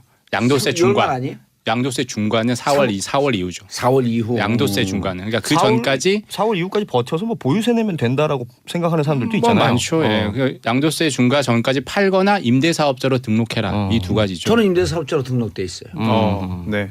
건물이 조그만 게 있으니까. 아니 저도 그래서 역시. 이거를 사업을 오래 했잖아요 제가. 하는데 간단해요 방법이. FM대로 하면 돼요. 맞습니다. 피하려고 그러면 그 조금 세금 피하려고 그러다 결국 추징당하게 되면 더 세요. 맞아요. 예. 예. 아니 근데 변호사들도 그거 왜 쓰고 있어 이거를? 귀가 시려서 그렇거든요. 오늘 여기 난방이 안 되나? 오른쪽 귀만 좀 시려운 듯한. 예. 네. 한쪽은 이렇게 또 열었어요? 예, 이게 오. 현장 소리도 듣고 들어오는 소리도 듣고 동시에 들어야 이게 되니까요. 귀가 비정상적이네. 네. 귀가 적폐 세력이에요? 비정상의 정상화? 반대로 뒤집어 볼게요. 네. 아니 집값이 자, 그래서 내려가요? 올라갑니까 내려갑니까? 저한테 묻는 거죠? 네. 예. 저는 지역마다 다르다 이렇게 생각을 합니다. 정답이네요. 네. 아 너무 안전하게 답변하시는 거 아닙니까? 기자들은 원래 그래야 돼요. 아니 그게 아니고 정답이에요. 아 그런가요? 이게 그 결국은 어떻게 되냐면 결국 강남을 잡아야 되거든. 어? 강남에 안 살아봐서. 어제 근데 그 12사 대책이 발표된 이후에 신규 청약을 받았어요. 서울 예. 지역에 세 군데다 1순위에 마감됐어요. 그러니까 서울이나 그리고 흔히 하는 강남 그리고 강남은 어제 같은 경우는 선호 12사 지역들, 선호 지역은 대책은 매수 문의가 오히려 더 늘었다는 겁니다. 오히려. 예. 네. 그러니까 사람들이 선호하는 데는 정해져 있습니다. 그런 부분이 힘들고 강남 중에서 이제 압구정동, 청담동, 뭐 서초동 이런 등등은 들어서 대치동 이런 데 살려고 그러거든요. 네. 그래갖고 지금 그런 곳 같은 경우는 다주택자가 매물 내놓는 시기가 12월서부터 2월쯤 되니까 그때 살려고 또 스탠바이들 하고 있어요. 그러니까 선호 지역은 어쩔 수 없이 올라가요. 선호 지역은. 그러니까 전세가 다 그러니까요. 지역마다 틀립니다. 그래서 이제 이것을 예를 들어 노원구 같은 경우 네. 노원구 전체가 이제 투기 지역으로 묶어놨거든요. 네. 요걸 동별로 나눠야 된다라고 주장하는 사람들도 있어요. 은행 사거리 있죠. 아니 그러니까 그런데 말하고 또 재건축 들어가는 데들 그러니까 더 이런 데는 디테일하게. 예. 네. 그래 원래 부동산 이 규제 정책은 아주 디테일해야 된다는 거. 이번이 참여정부 시절 비하면 무척 디테일하거든요. 그렇죠. 근데 더 디테일해야 된다고 주장하는 분도 있더라고. 사실 제가 그 서초구 방배동에 거주하고 있는데 예. 방배동도 사실 딱 하면 되게 부자 동네 전체가 부자 동네라는 인식이 있지만 동네별로 정말 길 하나 사이로도 정말 많이 달라요. 예. 그런 차이점도 좀 많이 아니, 있고. 방배동이 잘 사는 사람은 그냥 방배동인데 네. 어렵게 거기서 세 사는 사람들은요. 네. 너무 급히 올라가지 않으니까 방배동이에요. 방배. 네. 그 방배동도 재개발 있지 않아요? 재건축. 재건축. 예, 군데군데 있습니다. 예, 재개발도 있고 재개발 재건축도 정식 있고. 다 있죠. 그런데 수요가 이제 폭발하니까 그래서 잡고 근데 다주택자들 문제예요 진짜. 왜냐하면 다주택자가 빚내서 집 사서 결국 부동산 집가가 상승하고 부동산가가 상승하니까 그거로부터 차익을 노릴 수 있다라고 하는 투기 개념이거든요. 그렇죠. 투기죠. 예. 그 집값은 그 지역마다 틀리다. 그리고 이제 남은 게 하나 있어요. 이제 아직 발표 안 한 게 주거복지 로드맵. 그러니까 지금 그동안 이제 신정부 들어서 새 정부 들어서 계속 수요 억제 정책만 네. 해놨거든요. 이제 공급을 늘리는 정책을 해야 공급을 되는데 늘려줘야죠. 그게 다음 달 아니면 뭐 연내 발표를 할 거라고 하는데 지금 다주택자들이 하나는 생각하고 있어요. 세금을 안 내거나 뭐 어떻게 뭐 계속 못 오르게 하면 전월세 가격을 올릴 수가 있거든요. 사실. 그러겠죠. 자기 임대주택을 하니까 근데 그 부동산 부분은 임대사업으로 등록하고 올리고. 맞습니다. 그래서 그걸 임대차 제도를 개선하는 지금 뭐 전월세 가격을 상한제라고 하는 그 네. 부분이 아마 주거복지 로드맵에 담길 가능성이 크죠. 예. 그런데 또 한 전문가 이런 얘기를 하더라고요. 그 도시재생 사업. 도시재생 사업이 이제 유럽형 얘기를 하면서 도시재생 사업이 재건축 재개발이 아니고 리모델링 하면서 원룸 투룸을 많이 만든다는 거예요. 특히 이제 젊은 세대를 위해서 도시재생 사업에 서울 빠진 거는 안타깝다. 그러니까 도시재생 사업이 부동산 투기 때문에 뺐다는 거거든요. 근데 수요가 있기 때문에 서울도 풀어줘야 되는 거 아니냐. 그건 예전에 이제 이명박 대통령 때 그런 비슷한 예. 1인 가구, 2인 가구들이 주택이 없으니까 그 잠시 원래 주차장을 꼭 확보해야 되잖아요. 그렇죠. 모든 건데 네. 그걸 풀어줬어요. 이른바 뭐 근린형 생활 임대주택이었나 뭐 그랬던 거 같아요. 제 기억에. 네. 그게 오히려 또 그 부분을 지금 좀- 약간의 또 거기에 또 투자하려고 하는 수요가 늘면서 그런 부분 아마 염려한 거겠죠 아마. 근데 집값이 집값을 잡으려고 했는데 두 가지 우려가 있더라고요. 집값을 잡아서 한 3% 5% 정도로 좀 그 살짝 떨어지면서 안착이 되면 괜찮은데 연착륙. 예, 근데 15% 20% 정도로 진짜 완전 폭락하게 되면 다시 잃어버린 여기저기서- 10년 잃어버린 20년으로 들어갈 위험성. 여기저기서 곡소리 나죠. 또 전세대란. 그렇죠. 예. 그리고 아니면 또 그냥 계속 올라가고 부동산 폭등이 되는 그 양쪽의 극단적인 우려들을 다 하더라고요. 사실 정권의 성패는 정말 부동산 정책과 그 실적 그 성과가 교육 정책. 예, 제일 중요한 그런 근데 짚은 것 같아요. 공급이 있어야 돼요. 그렇죠. 네. 그걸 이제 그걸 묶어놓으면- 주거복지 로드맵 때 발표를 하겠다는 거죠. 알겠습니다. 그래서 진짜로 이게 집 여러 채 있는 사람보다도 집 없이 내 집 마련하려고 하는 분들 또 집 마련하고 그 결혼하려고 하는 분들 그렇죠. 이런 분들을 보호해야 되는 정책이어야 되거든요. 예. 자 헤드폰 끼고 있는 고윤준 씨가 FM대로 하는 거 봉도사님도 쓰세요. 싫어요. 아주 이런 건 빨리 답변해 줘야 돼요. 귀에 열이 많으시대요. 누가요? 봉도사님. I'm fire.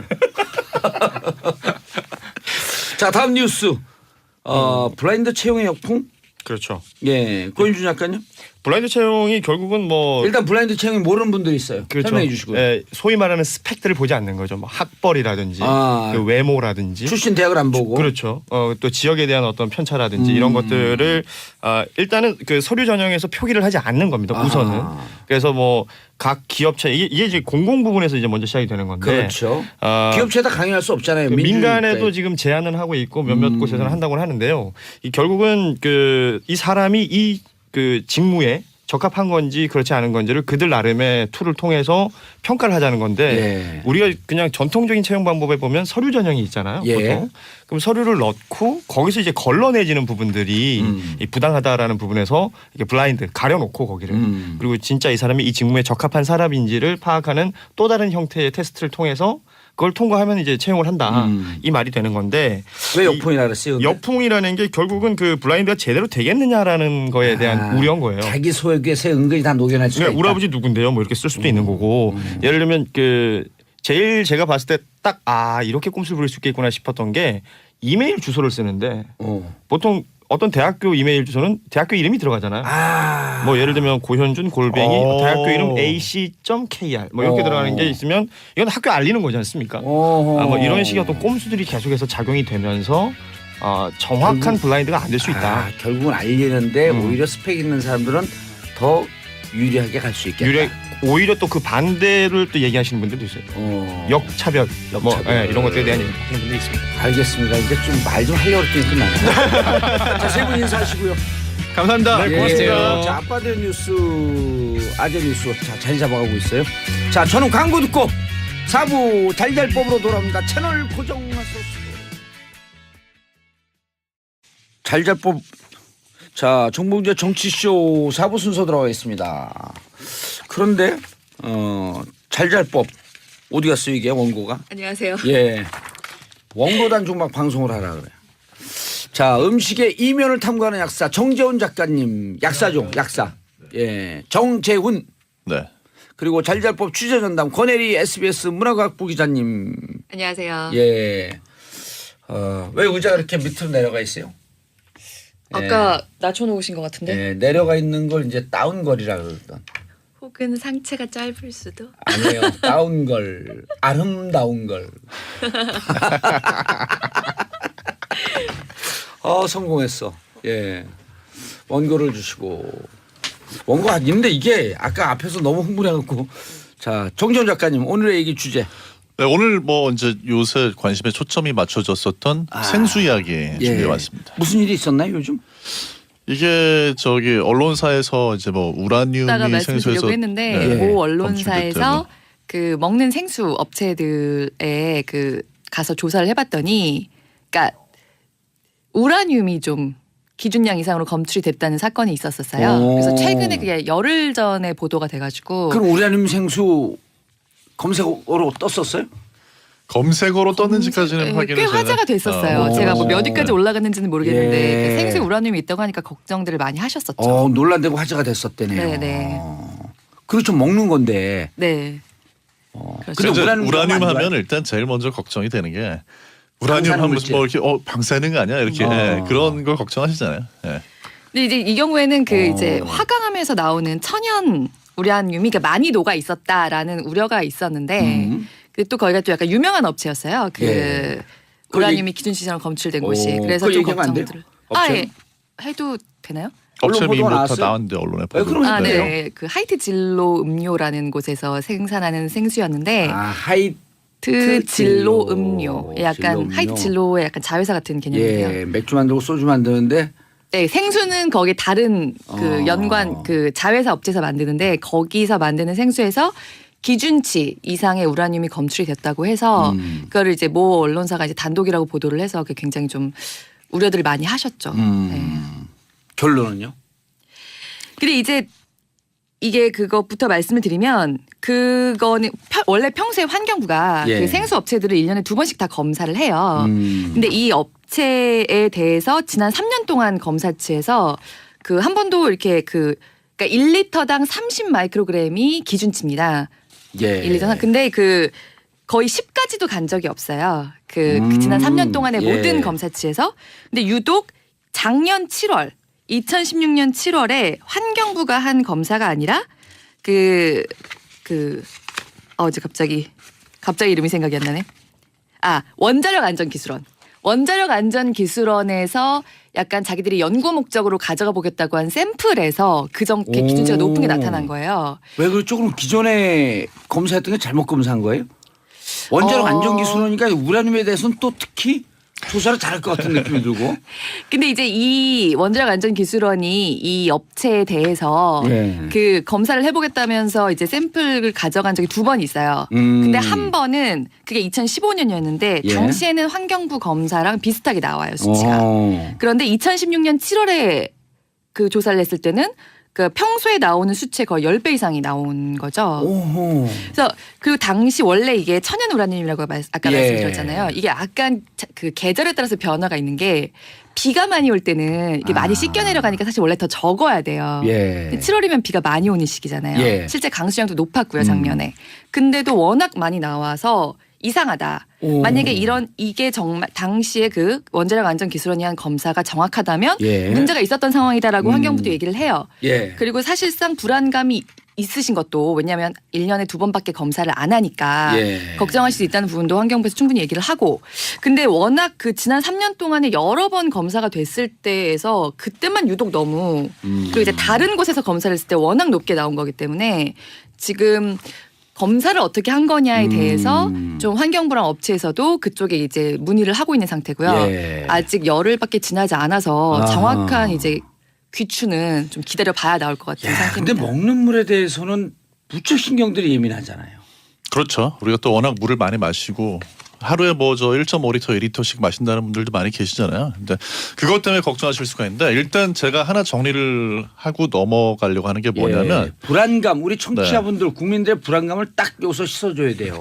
우라늄 하면 이제 방사능, 뭐 예. 방사선, 방사성 뭐 이런 거 이제 생각하실 수가 있는데 우라늄이 자연계에도 많이 있거든요. 그러니까 이제 이번에도 안반수라는 것 자체가 네. 특히 예. 화강암으로 된 그런 지형일 때는 예. 화강암에 우라늄이 좀 더 많이 들어있더라고요. 그래서 오. 녹아나갈 수가 있는데 이 부분이 문제가 돼서 해외에서도 여기에 대해서 정부나 이런 데서 많은 자료들을 내놓고 했는데 일단 우라늄이 물에 들어있다고 했을 때 기준치보다 높은 건 물론 좋지는 않죠. 그래서 이제 그건 계속 면밀하게 주시해봐야 되지만 그러나 우라늄이 물속에 들어있다고 해서 그로 인해서 어떤 뭐 방사능으로 인한 피해 이런 건 없습니다. 그러니까 우라늄이 물속에 들어있다고 했을 때 그게 문제가 되는 거는 이것도 중금속의 일종이라고 보고 물에 이제 그런 게 들어가면 그걸 우리 몸에서 중금속이 몸에 축적이 될 위험성. 걸러내야죠. 네, 근데 걸러내야 되는데 걸러내려다 보니까 신장에 부담이 가요.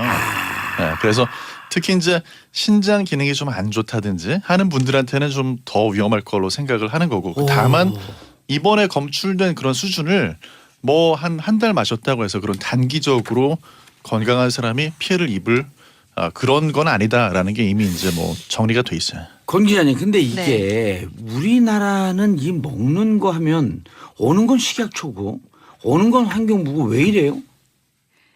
그러니까 이제 이건 또 왜 환경부 조사, 식약처에서 조사해야 되는 거 아니에요? 아니 이제 그 생수 같은 경우는 예. 좀 이따 더 그 먹는 물 관리법으로 관리가 돼요. 환경부 소관이 네네네. 것도? 네. 그러면서 이제 환경부에서 조사를 하게 되어 있고 예. 이게 원래 그 물이 나오는 곳이 있잖아요. 그러니까 허가가 된 곳들을 업체들이 개발을 해서 하는 거기 때문에 그 물을 이제 환경부가 조사를 하는 거거든요. 식약처는 이제 보건복지부 산하고 산하고. 먹는 물 관리법에 따른 그 물 관리는 이제 환경부에서 수질 검사를 먹는 하고. 거 통일해야 되지 않나? 이제 이 생수라는 말 자체가 예. 사실 좀 이게 어폐가 있거든요. 물이 뭐 살아있을 수도 없고요. 뭐 신선한 물 이런 뜻으로 이제 생수라는 물을 사용하는데 그러네. 공식 용어가 아니에요. 아무 생각 없이 그냥 생수라고 쓰고 있네. 네. 보통 그래서- 이 페트병에 담아서 파는 물을 많이 생수라고 이제 좀 통칭해서 페트병으로 얘기하죠. 온 지도 얼마 안 되지 않았어요? 네, 사실 그런 페트병에 그런 담아서 파는 그 물 파는 거 허가 자체가 1994년 이후긴 합니다. 전에는 허가 자체가 안 됐어요. 제가 89년, 90년 미국 가고 도서관에 있는데 미국 애들이 그 에비앙 그 물을 갖고 다녀갖고 너무 이상했어요. 쟤들은 무슨 물을 갖고 다니지? 그게 이제 왜 그때 인기였냐면요. 미국에서 그 당시에는 그냥 물을 마시느냐, 자기 미국산 이 생수를 마시느냐, 그걸 마시느냐 아니면 에비앙을 먹느냐. 그건 이제 예, 저 유럽산이잖아요. 프랑스. 그걸 마시느냐에 따라서 이게 그 스테이터스 심볼이라고 그러잖아요. 사회적인 어떤 그런 약간 있어 보이는. 그러니까 좀 쿨하고 있어 보이는 상징이 그 유럽산 물 들고 다니는 거였거든요. 예. 그러니까 이제 그런 것 때문에 더 많이 유행을 했고 거기에 이제 중산층에서 유행을 했고요. 재밌는 건 미국에서도 이미 뭐 수십 년 전부터 수돗물하고 그다음에 그 병에 담은 생수하고 비교했을 때 사실 수돗물이 더 깨끗하고 더 맛있다라는 게 연구 결과가 여러 가지 소비자 단체 연구에서 많이 나왔어요. 그런데도 사람들이 못 받아들이는 건 뭐냐면 이게 약간 어떤 사회적인 지위, 상징 이런 거하고 좀 연결이 돼 있어가지고 그러니까 이런 거죠.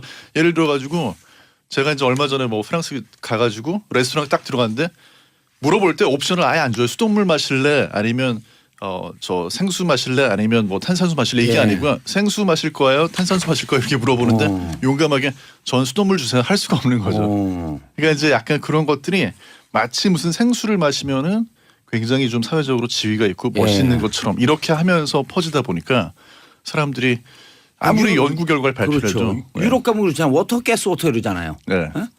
그럼 그렇죠. 그 탄산수가 가스워터 아니에요? 그러니까 스틸워터나 아니면 스틸워터, 뭐, 가스워터 이렇게 네네, 물어보잖아요. 그렇죠. 근데 사실 미국에서 이런 일도 있긴 했었어요. 얼마 안 됐는데 2015년에 그 납이 녹아 들어간 수돗물이 나왔. 근데 이게 원래 그 저기 작가님이 말씀하신 대로 수돗물 자체는 깨끗했어요. 근데 수도관 그 통과하는 수도관 자체가 너무 노후한 곳이었던 것이에요. 예. 플린트시라고 작은 곳이었는데 그래서 그때 이제 나중에 알고 봤더니 납이 검출이 돼서 난리가 났었는데요. 네, 사실 말씀하신 대로 수돗물 자체는 생수보다도 더 안전하고 깨끗할 수 있는데 그런 부분들이 가끔씩 이렇게 터지다 보니까 그런 것까지 더해지고 말씀하신 약간 스테이터스의 문제, 지위의 문제 같은 것까지 좀 더해지면서 좀 수돗물에 대해서 아무래도 불신들을 갖고 계시는 경우들도 이제 생기게 되는 거죠. 정 작가니까 그게 이제 로마 멸망에 대해서 여러 가지 설이 있지만 주로 이제 생산성이 떨어지고 농경지가 줄어들면서 생산성이 떨어지고 먹을 것이 없어지니까 로마가 멸망했다라고 하는 게 이제 정설로 받아들여지는데 어느 학자가 옛날에 이런 주장을 한 적이 있어요. 로마가 이게 그 배수관 이 수도관이 잘 돼 있잖아요. 상수도관. 근데 상수도관이 그게 다 납이라는 거예요. 납. 상수도관에 이렇게 있으면은 그 밑 아래쪽에 이제 납으로 이렇게 돼 있죠. 예. 관이. 그래서 이게 상수도관이 납으로 돼 있는데 물이 공급이 되면서 납이 녹아갖고 로마 사람들이 다 뇌가 이상해져갖고 망했다 이런 주장을 한. 근데 그거로 연결되다 보면 납이 녹아 들어가지 그런 않을 거 아니에요. 의혹이 있기는 했는데 예. 그게 뭐 사실은 아니었던 걸로 이렇게 받아들여지고 있고요. 네. 당시에 사실이 뭐, 아니고 네. 아닌 거로 받아들여진 책은 못 봐갖고. 네, 저도 유럽에 갔었을 때 궁금해서 그 부분에 대해서 좀 알아봤었는데 네. 아무튼 뭐 우려했던 그런 정도는 아니었던 걸로 나와 있는데 근데 물 문제는 아무튼 예, 생수의 정확한 개념 네? 아까 말씀하시던 계속 생수의 정확한 개념. 생수라는 거는 이제 그냥 우리가 사용하는 용어고요. 뭐 예. 생수, 광천수, 미네랄 워터 이거 전부 그냥 우리가 사용하는 용어고 공식적인 용어는 먹는 샘물이고요. 이제 이거는 지상 표층까지 안반 틈 사이로 솟아오르는 그 지하 원수를 그냥은 못 마셔요. 그래서 그걸 그냥 못 먹어요? 네, 먹기에 적합한 상태로 만들기 위해서 처리를 하는 건데 이제 처리를 좀 자기들 말로는 최소화를 했다 이런 거죠. 네. 아니 그거를 그냥 있는 그대로 먹는 줄 알았더니 그게 아닌가 보네요. 처리를 하지 않은 상태에서는 먹을 수가 없는 거죠. 근데 이제 그게 이번에 우라늄 뭐 예. 그것도 마찬가지인데요. 이게 걸르면 없어져요. 그러니까 예를 들어서 역삼투를 한다든지 예. 아니면 증류를 한다든지 하면은 걸러지는 거거든요. 금속이니까. 그런데 생수를 지하에서 이렇게 퍼올렸다 그래가지고 그걸 우리가 그냥 바로 마실 수 있다고 생각을 하는 그건 굉장히 순진한 생각이고 실제로는 생수 중에서 또 많은 생수라고 하는 제품들은 해외에도 보면요. 예. 그냥 수돗물하고 똑같은 물을 정수를 해가지고 거기다 미네랄을 넣어서 파는 그런 경우도 많이 있습니다. 그러니까 우리나라 수돗물을 받았고. 법에서는 안 돼요. 우리나라 법에서는 이렇게 아까 말씀하신 대로 지하에서 올라오는 물만 생수로 그 페트병에 넣어서 처리해서 팔 수 있고요. 예. 근데 우리나라에서는 안 되는데 세계적으로는 거의 시판 생수의 한 절반 가까이가 그렇죠. 그 수돗물을 다시 한번 활성탄 필터 같은 걸로 걸러서 처리를 해서 그걸 돈 받고 파는. 미국에서도 한 번 논쟁이 된 적이 있어요. 공급되는 수돗물을 재가공해서 팔 수 있냐 없냐 갖고. 그게 이제 영국에서 문제가 됐어요. 네, 뭘 미국에서도 문제가 문제가 됐냐면 미국산 물인데요. 예. 그 아무튼 그 콜라에서 예. 있잖아요. 이제 그 회사에서 만들어서 굉장히 미국에서 잘 팔리던 다사 무슨 물이 있었는데 이 물이 영국으로도 팔렸는데 네. 영국 사람들이 이거 수돗물을 정수해서 만든 거라는 걸 안 거예요. 어허. 그러니까 그걸 가지고 문제를 삼아서 그게 아주 세계적으로 불거졌었죠. 우리나라는 자연수 예, 우리나라는 지금 현재 수돗물을 법상으로 계량해갖고 팔 수는 없다. 그렇게는 안 돼요. 그런 사람도 있어요? 예, 없죠. 지금 법상으로도 안 됩니다. 근데 이제 않을까요? 재밌는 부분은 페트병에 뭐냐면 담합하는 그 수돗물하고 우리나라에서 만약 수돗물하고 생수하고 우라늄을 수치를 비교한다. 그러면 물론 둘 다 안전한 기준치 이하겠지만 수돗물보다는 사실 지하 안반수에서 퍼올린 생수에 그런 광물질이 포함될 확률이 더 높아요. 왜냐하면 수돗물이라는 거는 표층에 지표면에 있는 그런 물을 정수한 건데 네. 안반수는 저 밑으로 깊게 뚫고 들어가잖아요. 그 안반층에서 그런 광물질이 녹아나올 확률이 더 높은 거죠. 그냥 페트병 생수 이런 거로 사는 것이 더 안전하지 반드시 안전하다는 보장은 없다 이런 얘기인가요? 그렇죠. 수돗물 마셔? 그러니까 이제 그것도 관리가 되니까 서울시에서 나오셨네. 기본적으로는 생수가 안전해야지 맞죠. 예. 그러니까 아까처럼 환경부 조사 같은 걸 거쳐서 안전한 생수가 나오는 게 맞는데 예. 이제 작가님 말씀은 사실 수돗물이 그만큼 안전하다고 볼 수 있다. 예, 그 말씀은 안전 조금- 때문이라면 예. 굳이 생수를 마셔야 될 이유는 없다. 네. 이렇게 정리하면 될 것 같아요. 생수는 생수 네. 특이한 무슨 그 성분이나 이런 등등 때문에 선택을 하는 거고 그렇죠. 안전성 이런 걸 따지면 오히려 수돗물이 위험하지 않아요. 위험하지 않다. 그리고 이제 근데 수돗물에 간에 문제, 간이 뭐 녹슬었고 이런 경우 있잖아요. 네, 예를 우리는- 들고 아파트 같은 경우에 옥상에 그 요즘 뭐 직접 올라오나 옥상에 이제 물통이 있어 거기서 받는 경우가 있는데 물통을 들여다 보니까 막 소독이 안 돼 있고 그런 경우 있잖아요. 그런 부분은 이제 서울시에서 네. 해결을 해줘야 되겠죠. 정기적으로 점검을 해준다든지 예. 아파트에서 어떤 문제가 있었는지 발표를 해주거나. 수돗물이 하는 게 필요한데. 안전하다 서울시. 근데 그건 해외에서도요. 수돗물을 안전하다고 믿고 마시는 사람은 생각보다 많지 않아요. 네. 그런데 실제로는 안전하고 그 물 맛의 차이는 염소가 예. 이제 녹아 있으면 그것 때문에 민감할 수가 있는데 그런 걸 날려버리고 냉장고에 넣어서 차갑게 마시면 사실은 사람들이 이게 수돗물인지 생수인지를 구별할 수 없는 경우가 더 많다고 하죠. 실제로 생수업체 가운데 관리 감독을 안 해서 제대로 안 해서 적발된 경우가 많다고요? 제가 90년도에 어느 모 생수업체에 썼거든요. 그 이제 사장이 제 친구예요, 후배. 야, 이 생수 어디서 파니? 그러니까 수돗물 넣어갖고 큰 통 있잖아요. 거꾸로 이렇게 그 넣어갖고 네. 그 물통에서 이렇게 빼먹는 거. 네. 그냥 수돗물 넣어갖고 판대요. 90년도에. 수돗물을 생수에 넣 90년도에요? 90년대. 90년대? 예. 94년부터 허가가 됐는데. 그러니까 생수 그게 파는 거 90년 자체가. 중후반인데 중간에 어떤 일이 있었냐면요. 이게 생수가 88년 올림픽 때 잠깐 풀렸어요. 임시적으로. 네. 임시적으로 풀렸다가 올림픽이 끝나고 나가지고 이제 다시 불법으로 만들었거든요.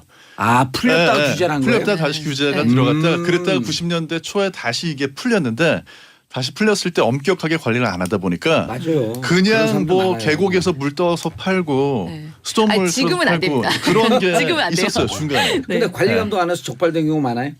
예, 전에도 관련도 안 했다기보다는 이제 가보니까 예. 제대로 관리가 되고 있지 않아서 적발돼서 영업 정지를 당하고 그런 곳들이 있었죠. 한 예. 200개 업체 된다고요? 생수업체가? 예, 생수 업체는 그렇게 됩니다. 생수 오. 업체가 그 정도 되고요. 실제 뭐 예, 굉장히 많아요. 다양해요. 그럼 근데 아주 영세한 업체들도 많다는 거 아니에요? 영세한 곳들도 많죠. 그래서 사실 최근에 그 우라늄 생수도 난리였지만 한번 그 트위터나 이런 페이스북 같은데 내가 물을 사 먹었는데 막 기름 물에서 냄새가 나고 썩은 냄새 났다고 막 냄새 난리가 나고. 났던 적이 있었어요.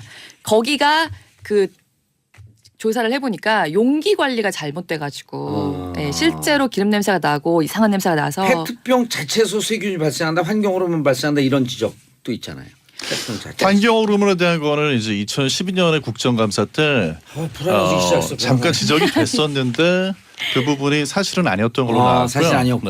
그 예. 왜냐하면 우리가 사용하는 용기 자체가 PET라고 그래서 그런 용기에 사용하는 재질로서는 안전한 편이고요. 예. 그리고 예, 그거 말고 세균 문제는 이제 어떤 거냐면 우리가 페트병을 안 버리고 재활용을 하는 경우가 많잖아요. 그렇죠. 이걸 거기다가 뭐 다른 소독이- 음료도 담아서 이제 그런 경우에는 안에 세척을 할 수가 없으니까 예. 세균의 위험에 노출이 좀 되죠. 200개 브랜드가 다 비슷한 물이 아니면 각자 개성이 있어요.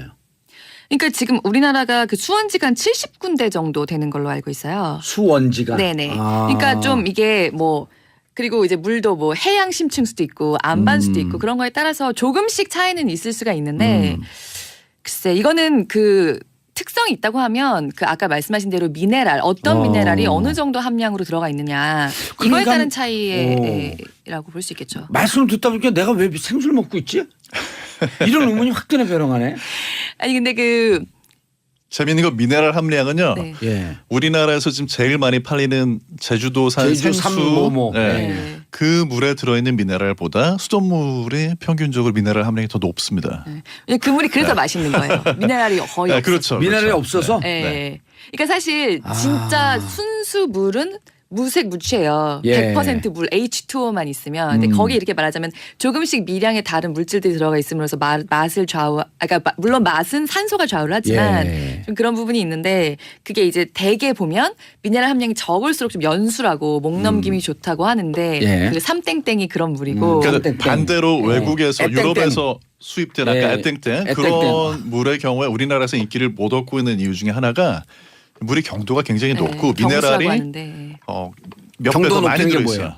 그러니까 미네랄의 미네랄 함량이 함량이 좀 더 높은 높은 거죠. 거죠. 아. 네. 그러니까 그러다 보니까 이게 물이 좀 깨끗하고 시원한 느낌보다는 잔맛이 나는 듯한 느낌을 줄 수도 있거든요. 네. 잔맛이라고 하는 건 먹고 난 다음 무슨 미네랄이 좀 텁텁한 맛을 줄 수 있어요. 자 네. 진짜 궁금한 거. 네. 저는 그 탄산수만 먹거든요. 탄산수 많이 먹으면 나중에 뭐 뼈가 약해져서 골다공증 걸린다 이런 속설도 있던데.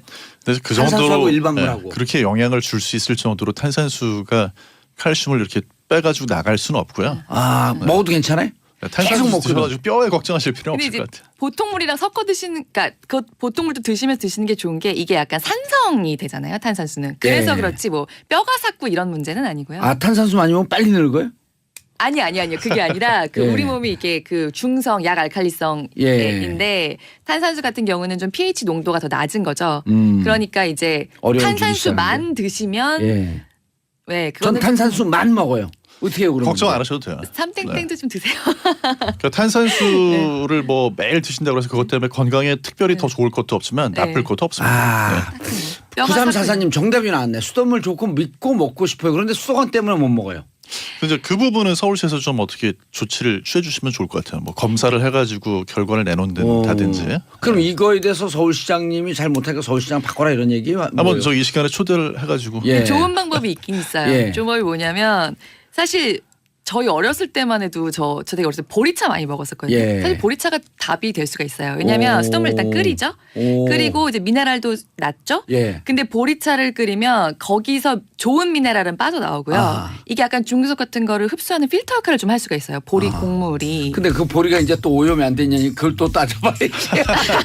보리는 믿는 걸로. 예, 알겠습니다. 권혜리 기자님, 네. 그다음 정지훈 작가님 인사하세요. 벌써 끝났어요. 아, 너무 빨리 가. 아니, 그러네요. 자 인사하시고요. 네, 예. 감사합니다. 자 저는 내일 10시 5분에 다시 찾아뵙겠습니다. 평화를 사랑하는 대한민국 국민 여러분 감사합니다. 땡큐 피스 코리아.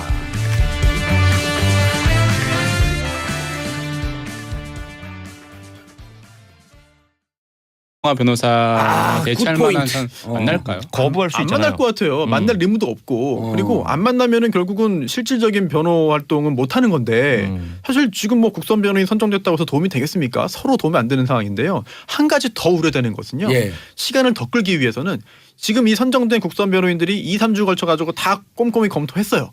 자 이제 만납시다. 이제 접견하고 이제 정말 할게요라고 할 때 이게 사선 변호인을 다시 선임을 합니다. 한 명이라도. 아. 그러면 이게 그 지금 선정된 국선 변호인들 있잖아요. 자동으로 다 취소가 됩니다. 선정이. 아 그럼 시간이 또 늘어져. 그래서 그 다음에 사선 변호인을 또 해임하고 그럼 또 다시 국선 변호인 선정해야 되거든요. 이걸 무한정 그렇게 반복할 수 있는 거예요? 가능합니다. 그걸 꼼수라는 거예요. 그래서 지금 이제 기록을 몇 주 동안 다 검토한 국선 변호인들이 예. 나중에 또 다시 선정될지 모르니까 일 안 하고 기다릴 수도 없잖아요. 그렇다면 또 일반 사건 하던 거 다시 돌아갔을 때 또 다시 또 국선 변호인 선정해야 되는 상황이 되면은 왜 곤란한 상황이 생길 수 있는 거죠. 이분은 그 빵 안에 계신 게 편한가요? 왜 이렇게 자꾸 시간을 끌죠? 아니 그 표준말에서 이렇게 빵이 뭐. 역시 만평가 만평작가 네. 아, 나오시네요. 예. 아니, 와닿긴 하네요. 아니 와닿네요. 귀에 팍팍 꽂혀요. 아니 그렇잖아요. 예. 이게 뭐 결국 계속해서 이제 예. 시간을 끊는 것은 뭔가 유리하기 위해서일 거 아니에요. 어. 이 시간을 끌어서 이분한테 유리한 게 뭐가 있습니까? 그게 법리적으로 또는 재판에서 유리할 건 하나도 없죠. 다만 어차피 재판에서는 승부를 못 볼 것이다. 라는 생각에서 4월 정치 16일 예. 지나서 또 석방되려고요. 그때까지 그때까지 끄는 거죠. 대충 뭐 6개월. 정치적으로 좀 예. 전환시키려고 노력하는 것 같은데 그게 성과가 있을지는 저는 잘 뭐 모르겠어요. 이게 참고로 우리 감옥 정치라면서요? 이게 감옥 안에서 정치를 하고 있다. 아니요 빵정치라며. 난 또 움찔해가지고. 빵만으로 살 수 없는데. 아니 그런데 이게 이제 정확하게 우리 그 청취자분들이 알아야 될 게 구속영장 연장이 아니에요. 그렇죠. 연장 새롭게 아닙니다. 청구해갖고 받아들여진 아하. 거고 그렇기 때문에 구속영장이 자동으로 2개월짜리예요. 2개월 지나면 연장했고 6개월까지 연장이 가능한 거고 다만 2개월에서 연장할 때 추가로 심리를 하지 않고 바로 그냥 재판이 끝나지 않았기 때문에 그래서 두 차례 연기했고 6개월 4월 16일까지. 그래서 4월 16일까지 재판이 끝나지 않으면 이제는 구속기간 만료로 석방이 되는데 그럴 일은 절대 없을 겁니다. 그러게요. 4월 16일이면 변호사님, 변호사님 입으로 얘기해. 그럴 네네. 일 가능성이 있을까요, 없을까요? 가능성이 거의 없죠. 거의가 뭐예요? 재판을 그때까지 겨울이 되니까 거의 끝낼 수 털리는 있으니까 네. 뭐 거의 100%에 가깝다고 볼 수 있겠죠. 거의란 표현 쓰지 말래니까요. 그럼 뭐라고 해야 됩니까? 빼면 되죠. 뭘 보라. 거의를 빼요. 보통 이제 변호사들하고 네. 기자하고 똑같은 게 비슷한 게 항상 빠져나갈 단정적인- 구멍을 찾아야 돼요. 아. 네. 이런 빠져나갈 가능성도 구멍이 있어야 배제할 수 되니까. 없다는 문 열고 항상 빠져나가세요. 세상에 100% 완전한 건 없거든요. 네, 그렇죠. 그런데 이렇게 되면 이제 재판부가 그리고 자기가 심리한 걸 직접 재판한다라고 하면 무슨 주의라 그러죠? 자기가 심리한 걸 직접 재판요? 네. 아니 그러니까 그 예를 들어 그 재판부가 바뀌면은 네. 재판부가 바뀌면 이게 바뀌면 관계 없습니다. 재판 절차 갱신을 하면 되는데요. 판사는 사실 개인적인 그런 판사 A, B, C, D가 다 개인은 다 따로 있지만 우선 직접 신문주의 뭐 이런 게 있던데. 근데 그거는요 예. 반드시 그렇게 준수해야 되는 건 아니고요. 아. 되도록 그렇게 하면 좋다 이건데 증인신문 하지 않은 판사가 새로 인사이동 와가지고 판결 선고만 할 수도 있습니다. 예. 서류만 보고. 네네. 예전에 이제 전두환 전 대통령도 비슷한 똑같은 행동 케이스죠. 보였어요. 예. 그래서 출석을 안 하다가 변호인 또 국선 변호인 선임해도 나 선정해도 정가겠다라고 안 하고, 하다가 결국에 이제 강제 구인 방침을 밝히자 딱 출석을 했거든요. 예. 그리고 그 6개월 지난 다음에 추가 구속영장이 추가가 청구가 돼서 발부가 되니까 전두환 노태우 두 전직 대통령이 변호사 다 사임했어요. 그렇죠. 그 선례를 지금 그대로 밟아가는 거예요. 참 이게 참 꼼수는 역사성이 있다. 옛날 일인데 이거를 따라하는 것도 좀 따라가는 것처럼 보이는 것도 좀 굉장히 좀 우스꽝스러운 일인 것 같아요. 알겠습니다. 자, 샵 1035 짧은 문자 50원 긴 문자 100원 문자로 함께 참석해 주시기 바라겠습니다. 아까 아재가 아저씨의 무슨 비하 발언이 아니라 낮춤말이라고. 낮춤말. 네, 예, 우린 낮추는 거 좋아하는데 그럼요. 낮춤을 당하는 거. 겸손하게. 의자도 낮잖아요. 네, 많이 났네요. 허리를 고추 세우고 있습니다. 예.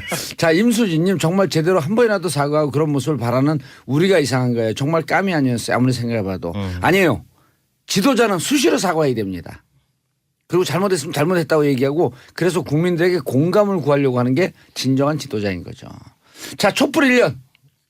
10월 29일 그렇죠. 근데 예. 우리가 이번에 그 1년 주간이에요. 주간으로 주간으로 쫙 하는 거예요. 좀 전에 그렇죠. 10월 예. 28일에 시작을 하죠. 시작은. 예. 아니 파티를 28일 날 하는 그렇죠. 거죠. 예. 네. 관계없어요. 우리는 이번이 촛불 이번 주 그냥 내내. 1년 주간. 에헤. 1주년을 기념하는 주간이고 자 1주년을 맞이하면서 5초씩 감상 5초씩 한마디 치하세요. 감상 1주년을 맞이해서 저는 그때 5초 됐어요. 자 우리 그 이름 뭐예요? 고현준.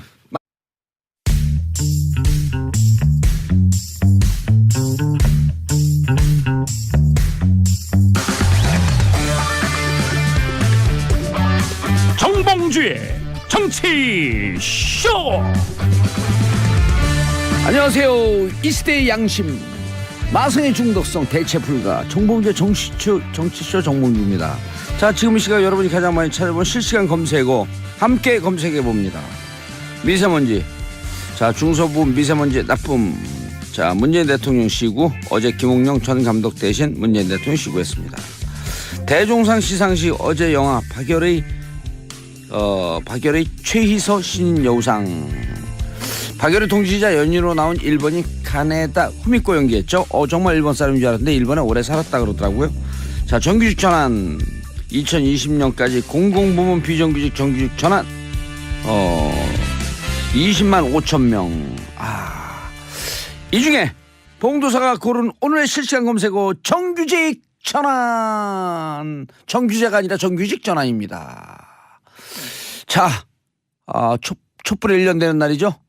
첫 곡은 G.O.D의 촛불 하나가 1700만이 되는 감동을 경험했습니다. G.O.D의 촛불 하나 듣고 넘어가겠습니다.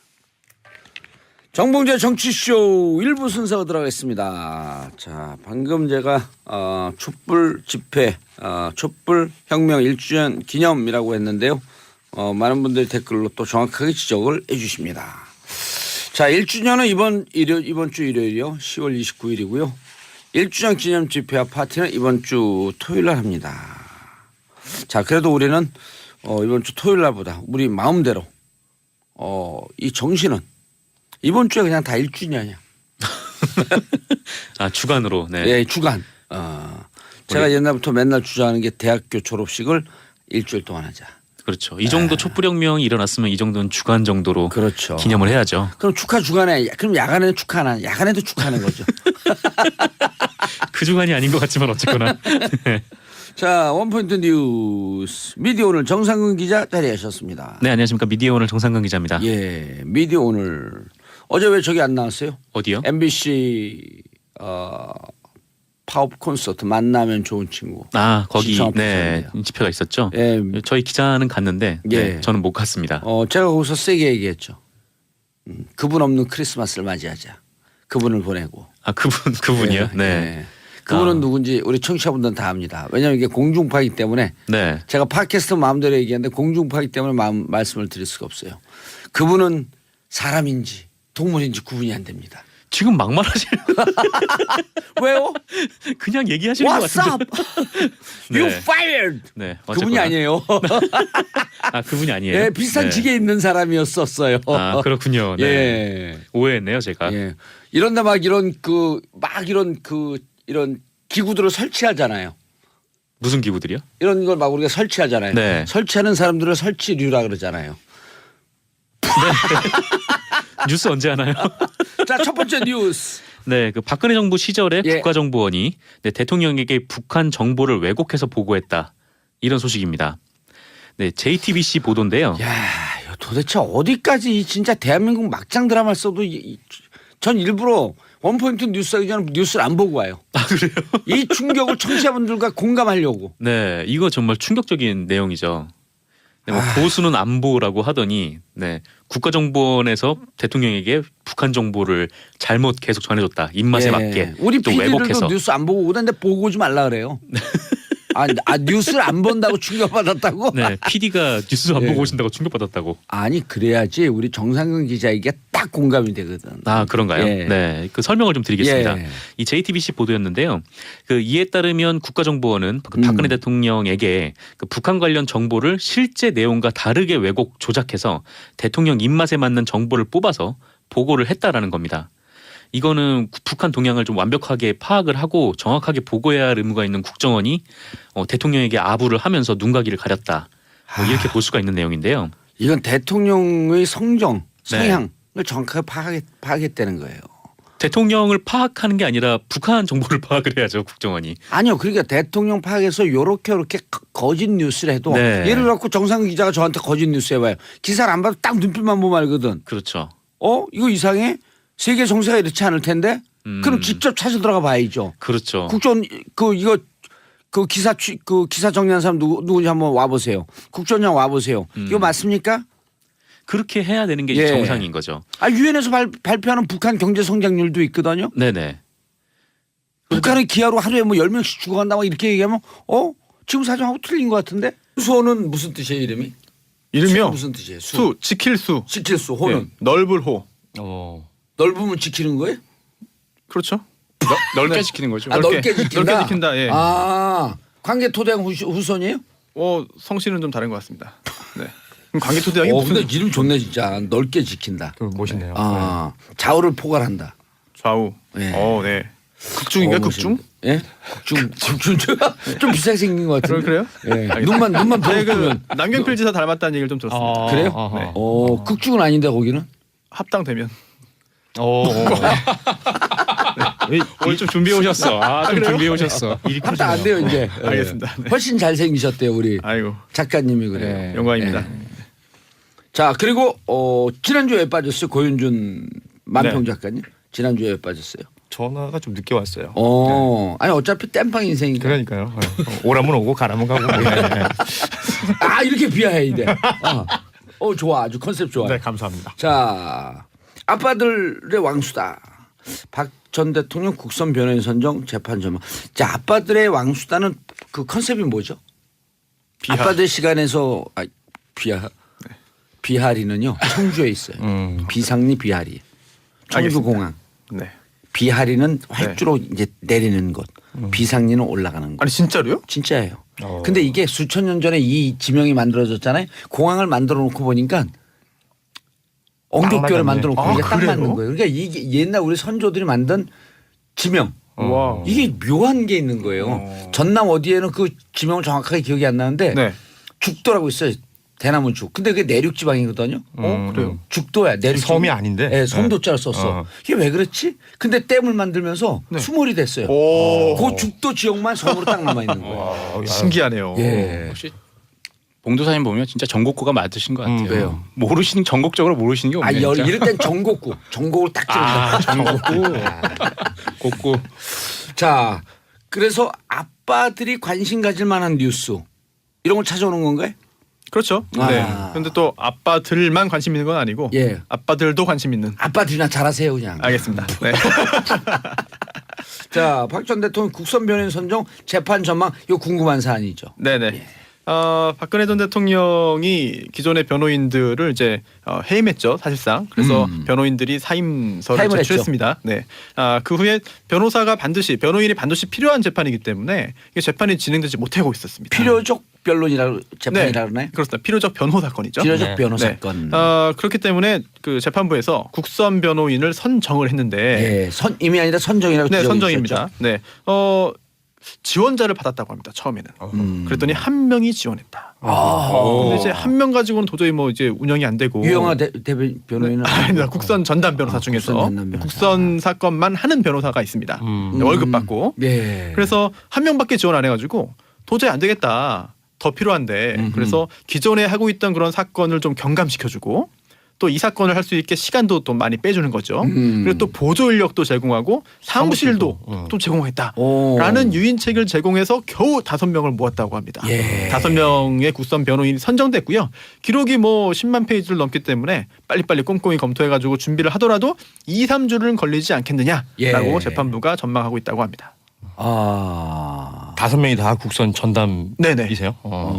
지금 서울 지역에 국선 전담 변호인이 30명이래요. 서울 지역에 서울 지역에만 월수가 한 800 된다 그러더라고요. 600 이상 정도로 되는 걸 돼 있는데 그 중에 5명이 30명 중에 5명이 이 박근혜 전 대통령 변호 사건에 되는 거죠. 그러니까 거의 20% 가까이가 이제 박근혜 전 대통령 사건에 전담을 하는 거죠. 그래도 재판부가 네. 중요한 사건이니까 신경을 많이 썼네요. 그렇습니다. 원칙은요. 이제 형사소송 규칙에 보면은 피고인 한 명당 국선 변호인 한 명이에요. 원칙은. 그런데 예외적으로 사안의 특수성을 이제 감안해서 복수로 여러 명을 이제 선정할 수 있다라고 되어 있는데 5명이면 상당히 많은 거고요. 이것도 특혜 아니에요, 그럼?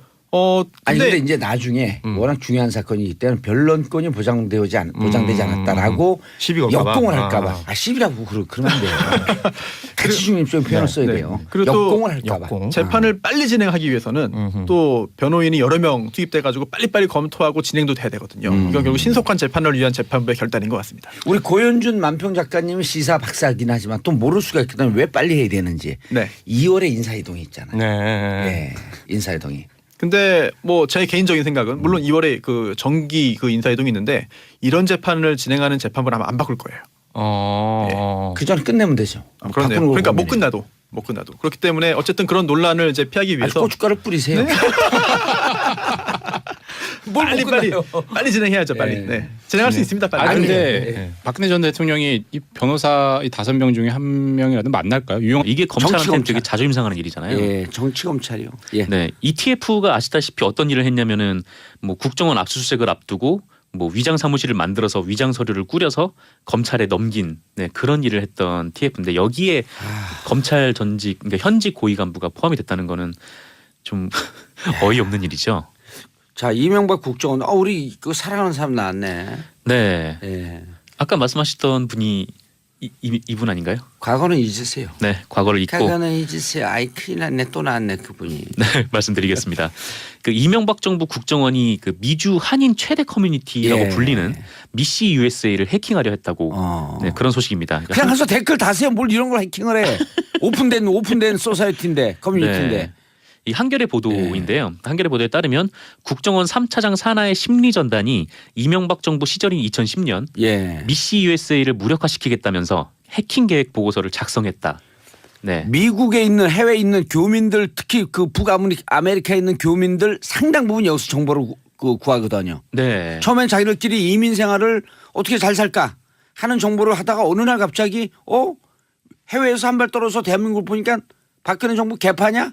이러면 안 되겠어. 이명박 정부 때부터 예, 그렇게 된 이명박 거죠. 박근혜 정부 때부터. 네. 그리고 이분들이 그렇게 정의롭고 이 시대의 양심을 갖고 있는 분들이거든요. 이 회원들 중에 50% 이상이 제 팬이에요. 네? 아, 네. 미슈 US 가서 정봉주 얘기하면 난리가 나요. 그냥 이렇게 이 시대의 양심 정의의 사도. 네. 예. 뉴스를 빨리 가세요, 전하다가 갑자기. 네. 이 미시 USA는 아시다시피 네. 지난 2008년 광우병 촛불 집회 당시에 생긴 거죠. 생긴 거는 잘 모르겠지만 그때 당시에 모금을 통해서 신문에 광고를 하기도 하고요. 그렇죠. 물론 이제 본격적인 활동을 그때 네, 했죠. 활동을 예. 했죠. 그리고 뭐 해외 촛불 집회 같은 것도 이제 주최를 하는 선도적인 역할을 했었었죠.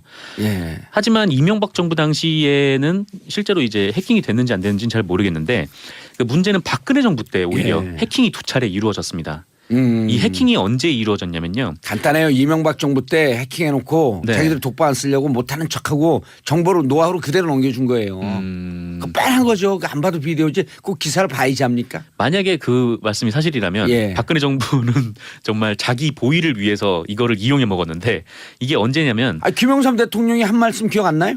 어떤 거요? 박근혜 대통령 한다 그러니까 기억 안 나요? 7분이가 무슨 대통령을 하노? 정답이죠 그게. 얼른 얘기하세요. 그렇습니다. 네. 박근혜 정부 때 언제 해킹이 이루어졌냐면은 김영삼 대통령에게 제 얘기가 뉴스 아니에요. 좀 전화해 주세요. 아니 우리 저 CP님 갖고 고개를 갸우뚱하고 불안하다 그래갖고 이건 김영삼 대통령의 워딩입니다. 네, 그런 말을 예. 했다라는 말씀이요. 기록이 있어요. 어른한테 네. 말이 뭐예요? 그런 말씀을 하셨다. 네, 말씀을 하셨다는 예. 네, 청취자분이 더 중요하기 때문에 어쨌건 2013년 5월에 예. 윤창중 전 청와대 대변인의 성추문이 있었을 때 미시 USA가 해킹을 당했어요. 그리고 거기서 비난의 글들이 올라오니까 해킹을 엄청났죠. 왜냐하면 이 미시 USA가 이 윤창중의 성추문을 처음으로 폭로를 한 것이거든요. 여기서 올라온 글에서 이 사태가 시작이 됐던 거예요. 처음으로 세상에 알렸다. 네, 그렇습니다. 그리고 또 한 번 해킹이 있었는데 이때가 2014년 5월 9일 그 세월호 참사 이후. 네, 그렇습니다. 이후에 미국에서 박근혜에 대한 비판 시위를 했을 때 그때 세월호 참사 애도 게시판이라는 게시판이 미시 USA에 있어요. 예. 여기가 해킹을 당했어요. 그냥 와그닥닥 달기더라고. 그 고유의 자기들 수법 댓글 달면 되지 왜 해킹까지 하지? 그러게요. 왜 이렇게까지 예. 하는지 잘 모르겠는데 이제 문제는 좀 미시 USA도 미시 USA인데 예. 과연 이런 그 해외에 있는 한인 커뮤니티까지 해킹을 하는 곳이 예. 대한민국은 하지 대한민국 하지 않았겠냐. 않았겠느냐. 그리고 2010년도에 이미 이탈리아 해킹팀으로부터 해킹 프로그램을 구입을 했고요. 그렇습니다. 예. 자, 유은실님 국조는 참 가지가지했네요. 자, 가을에 가지가지에 감이 달려 있습니다. 네, 뭔가 예상됐던 예. 네, 애드립이었습니다. 알겠습니다. 정상근 기자님 인사하시고요. 네, 감사했습니다. 예, 국조원에서 나오셨죠? 아니요, 미디어 오늘에서 나왔습니다. 예, 자, 저희는 광고 듣고 2부 순서 들어가겠습니다. 채널 고정하소서. 정봉주의 정치쇼 2부 순서 들어가겠습니다. 아빠들의 왕수다. 이게 원래는 아재 수다였었는데 아재가 좀 비하하는 발언이다. 그런가요? 아닌 것 같은데? 그것도 우리는 비하하는 거 좋아하는 사람들 아니에요. 친근한데? 우리가 뭐 내세울 거 뭐 있어? 없죠. 그냥 비하지. 네. 예. 비하인드 스토리도 있고. 예. 뭐라도 리액션을 하고 싶은데 딱 할 게 없네요. 네. 네. 날빛자 아래로 나르는 거야. 아래로 날고 저공비행. 저공비행. 네. 그거 옛날 프로그램 이름인데. 그렇죠. 근데 아저씨 누구세요? 낚였어. 자, 정인설 한국경제 기자님. 안녕하세요. 예, 여기 안 낚이잖아요. 끝까지. 자, 손수호 변호사님. 네, 안녕하세요. 예. 그렇죠. 이게 뭐 어떤 식으로 이게 왜곡이 됐냐면 사례를 좀 말씀을 드릴게요. 예. 그 지난 2013년 말에 예. 그 북한 김정은이 고모부 장성택을 숙청을 하는 사건이 있었잖아요. 있었죠. 그리고 나서 이듬해인 2014년 1월 박근혜 대통령이 갑자기 통일은 대박이다라는 얘기를 꺼냈었어요. 드레스덴 선언. 네. 그 이때 국정원이 박근혜 대통령에게 어떻게 보고를 했냐면은 김정은 체제가 흔들려서 붕괴 조짐이 보인다. 이렇게 보고를 했답니다. 예. 하지만 당시 대북 정보를 담당을 했던 그 실제 국정원 고위 관계자는 그 남재준 원장한테 이렇게 보고를 했대요. 그 김정은과 서기실 중심의 시스템이 굳건해서 그 친중파인 장성택이 수청을 당함으로써 오히려 김정은 체제가 안정될 것이다. 이렇게 보고를 했는데 정작 대통령한테는 엉뚱한 보고가 올라간 거죠. 뭐 심지어 이런 일도 있었다고 해요. 그러니까 북한에서 패싸움이 벌어진 날이 있었대요. 뭐 이렇게 그 사람들끼리 패싸움이 벌어졌는데 이거를 두고 국정원에서 북한 체제에 불만을 가진 사람들이 집단 반발하고 있다. 이렇게 왜곡해서 보고를 했답니다. 이거 그거 저기 그 이른바 시중에 도는 네. 찌라시라고 하는 정보지 있잖아요. 네. 거기에 다 나왔던 내용들이에요. 네. 뭐 이거 찌라시보다도 더 정확하지 못한 내용으로 예. 네, 아니 보고를 그래서 한 거죠. 우리는 드레스덴 선언하고 그럴 때 북한이 붕괴 조짐에 있다라고 하는 걸 대통령이 정보를 받고 이렇게 얘기했다라고 하는 걸 알았거든요. 네. 그래서 우리는 어떻게 판단했냐면 우리가 또 그 제 주위에 외교 통일 안보 라인이 빵빵하잖아요. 라인이 되게 많으시네요. 많죠. 복라인 뭐 네. 복라인 1, 복라인 2, 복라인 3 이렇게 쫙 많은데 네. 그래서 우리는 어떻게 판단했냐면 펜타곤 강경파들이 갖고 있는 시나리오를 박근혜 정부에게 그대로 줬을 수 있다. 왜냐하면 펜타곤에서는 네. 늘 자기들 중심에 정보를 취합해서 자기들만의 스토리 만드는 그 강경파들이 있거든요. 극우. 아, 네. 그렇군요. 그렇게 봤는데 이건 국정원에서. 미안합니다. 펜타곤으로 오해해서. 근데 이게 국정원이 계속해서 박근혜 정부 심각하네요. 기간 내에 그 북한이 무너져서 흡수 통일이 가능할 것이다. 예. 이런 정보를 엉뚱하게 제공을 해왔다고 네, 이렇게 보도가 나왔습니다. 그런데다가 충격적이네요. 진짜. 네, 정말 엉망이죠. 네. 예. 국가 시스템이 뭐 이랬던 겁니다. 그러니까 그럼 누가 이걸 조작했는지 이제 수사가 들어가야 되잖아요. 네, 그래서 아마 누가 수사가 왜? 곧 들어갈 것 같은데 예. 과연 남재준 원장이 실제 대북 담당관에게 제대로 된 보고를 받았었잖아요. 예. 그거를 보고를 한 게 남재준 원장인지 아니면 뭐 다른 실무선의 누군가였는지 이제 그거는 확인을 해봐야 될 것 같아요. 기껏 추론해 보면 이런 게 있을 수가 있는데 남재준 원장한테 보고된 내용을 네. 누군가 비선실세 누군가 보고를 받고 이렇게 보고하지 마세요. 지금 내가 아는 정보는 이게 아닙니다. 요거요 북한 붕괴됩니다. 이렇게 보고하세요. 아이고 큰일 났네. 네, 어색함이 감돌고 있네요. 예, 아이 큰일 났네. 이거 참 이렇게 보고하세요. 북한 붕괴된다고. 이거 북한 체제가 안정화되면 큰일 났는데 이거. 근데 보고를 하는 사람 성대모사를 해야지 왜 보고를 받는 사람 성대모사를. 누군지 아세요? 네? 아니 그렇게 갖고 이 사람을 이렇게 성대모사를 요 사람을 이렇게 보고받아서 이 사람이 둔갑을 시키는 역할을 하지 않았냐 이렇게 보는 거예요. 뭐 그럴 수도 있죠. 이게 중간에서. 어디서부터 이런 보고가 예. 흘러갔는지 진짜 어디서부터 대한민국 궁금하네요. 시스템이 구멍이 나고 펑크가 났는지 찾아야 되겠다. 네, 예. 찾아야 할 것 같습니다. 정상근 기자가 검찰총장 문무일총장에게 한마디 하세요. 찾으라고. 안녕하세요. 뭘 안녕하세요. 인사를 빨리 시간 없어. 빨리 찾으라 그래. 네, 얼른 좀 찾아주셨으면. 네. 누구에게 얘기한다고 얘기해야지. 나는 지금 정상근이고 난 누구에게 얘기합니다. 이 얘기는 해야죠. 네, 다음 뉴스 넘어갈까요? 예. 네, 아마 9080 알아서 뭐 북한 잘 붕괴가 찾으실 아니고 겁니다. 박근혜 정부가 먼저 붕괴됐네요. 쯧쯧이에요. 짝짝이에요. 쯧쯧이 맞는 표현인 예. 것 같은데요. 국정원 댓글 은폐 TF에 검찰 출신도 있었다? 예, 요게 다음에 전해드릴 뉴스입니다. 이건 또 뭐예요?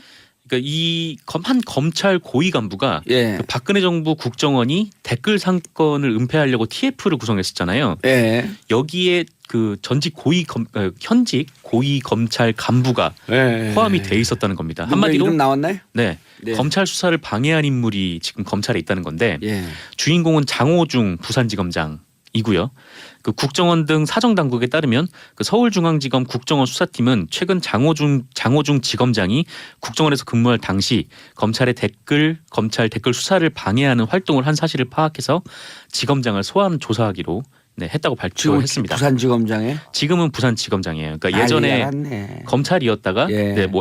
검찰이 아니라 그 법무부 감찰 담당관이었어요. 법무부 감찰 담당관이었다가 국정 파견됐다가 네, 국정 박근혜 정부 파견. 취임 예. 때 사표를 내고 국정원으로 들어갔다가 예. 다시 검찰로 복귀해서 박근혜 정부 때 검사장까지 올라간 인물입니다. 이런 것 때문에 검찰 개혁해야 된다는 거예요. 그렇죠. 이제 사표 내면 검찰로서는 사표 내고 청와대 들어가면 다시는 못 돌아오게 해야죠. 계속 네. 이렇게 반복되잖아요. 이런 게. 그러니까요.